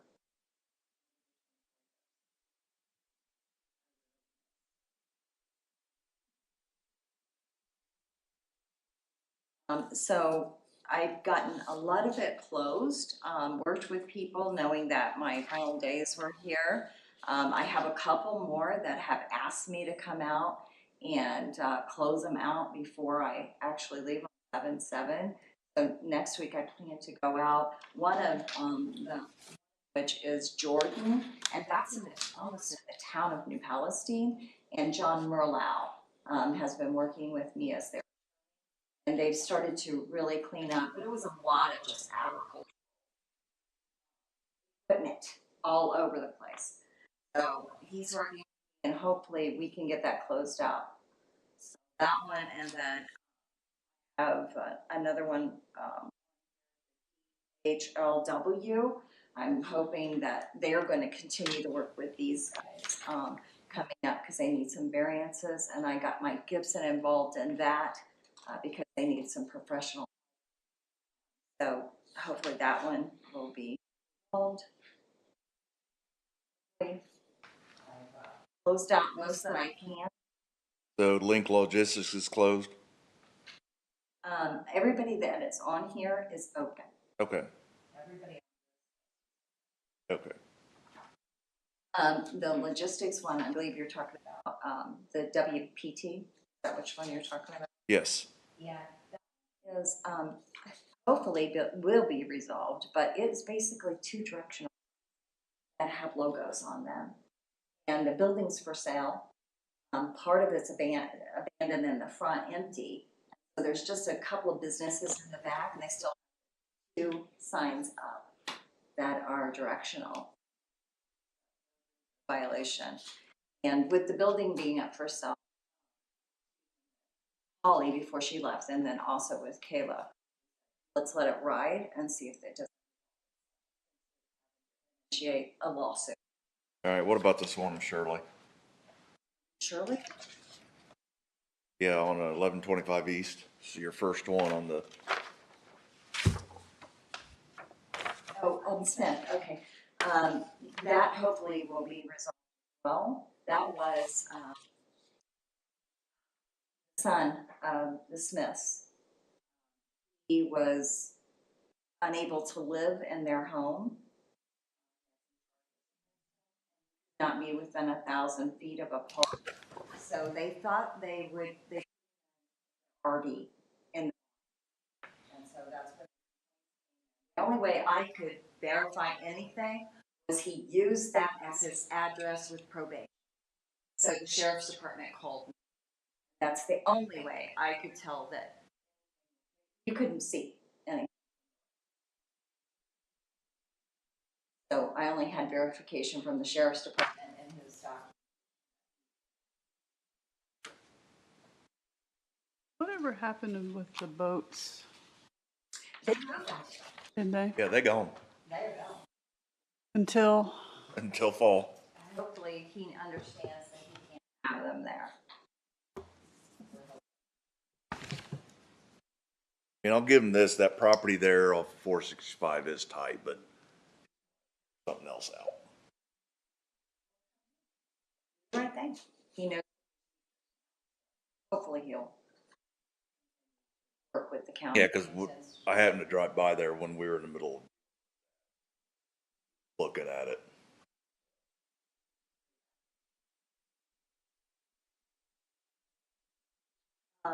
The Holderman Farm.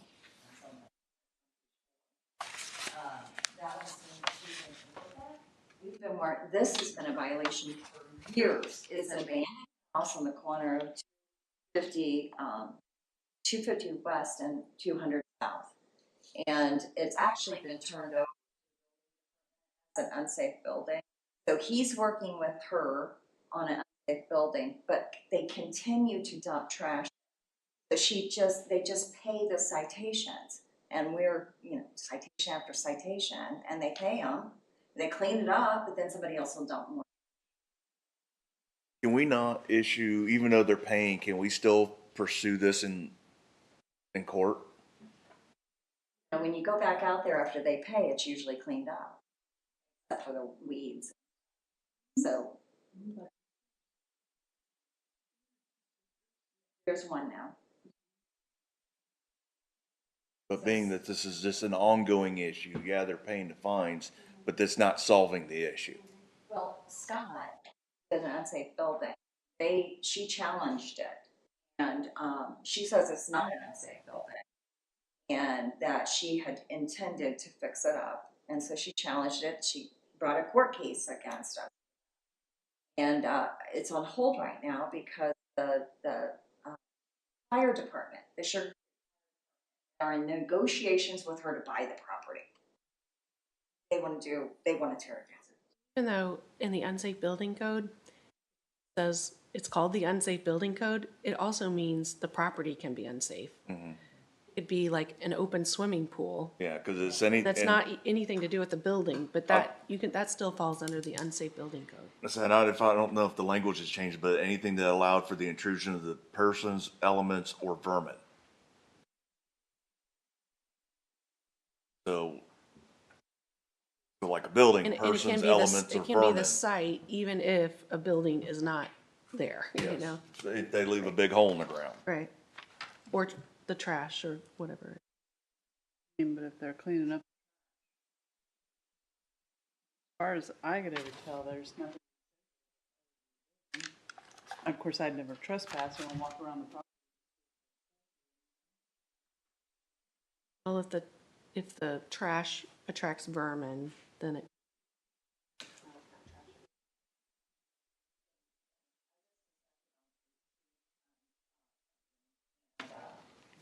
That door actually had a huge hole in it, broken in again. That's not unusual. So I told Scott, and that's when he told me that the fire department was looking. Hopefully that goes through and then it's out of our hair. And Susan called in and let me know also to hold off on, she was cleaning it up this weekend. She was cleaning up on,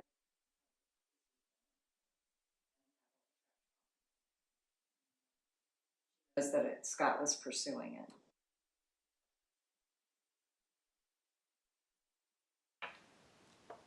Does anyone else have questions about it? We got a new clock.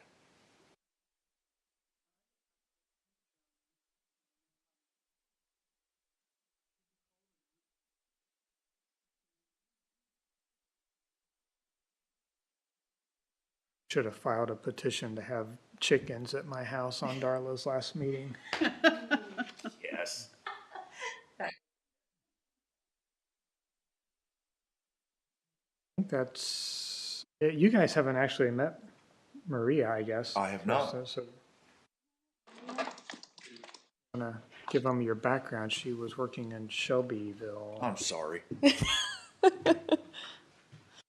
Yeah, so I went to Ball State for my bachelor's of urban planning and development, and while I was finishing up my undergrad, I started my career up in Shelbyville and was there for 2 years, working under the planning director, and now I'm here, which is closer to home because I am from McCordsville, so I was making quite a commute over there, so happy to be here and look forward to working with you.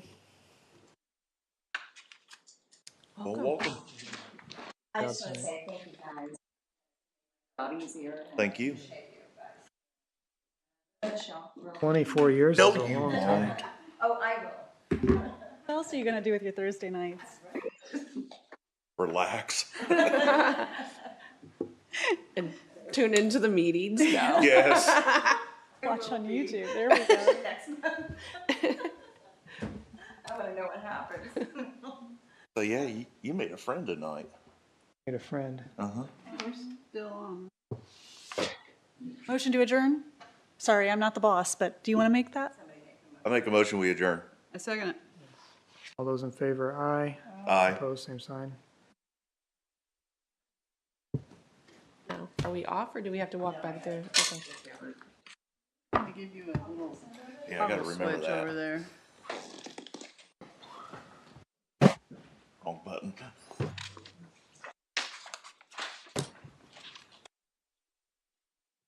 They won't be as quick further down the road.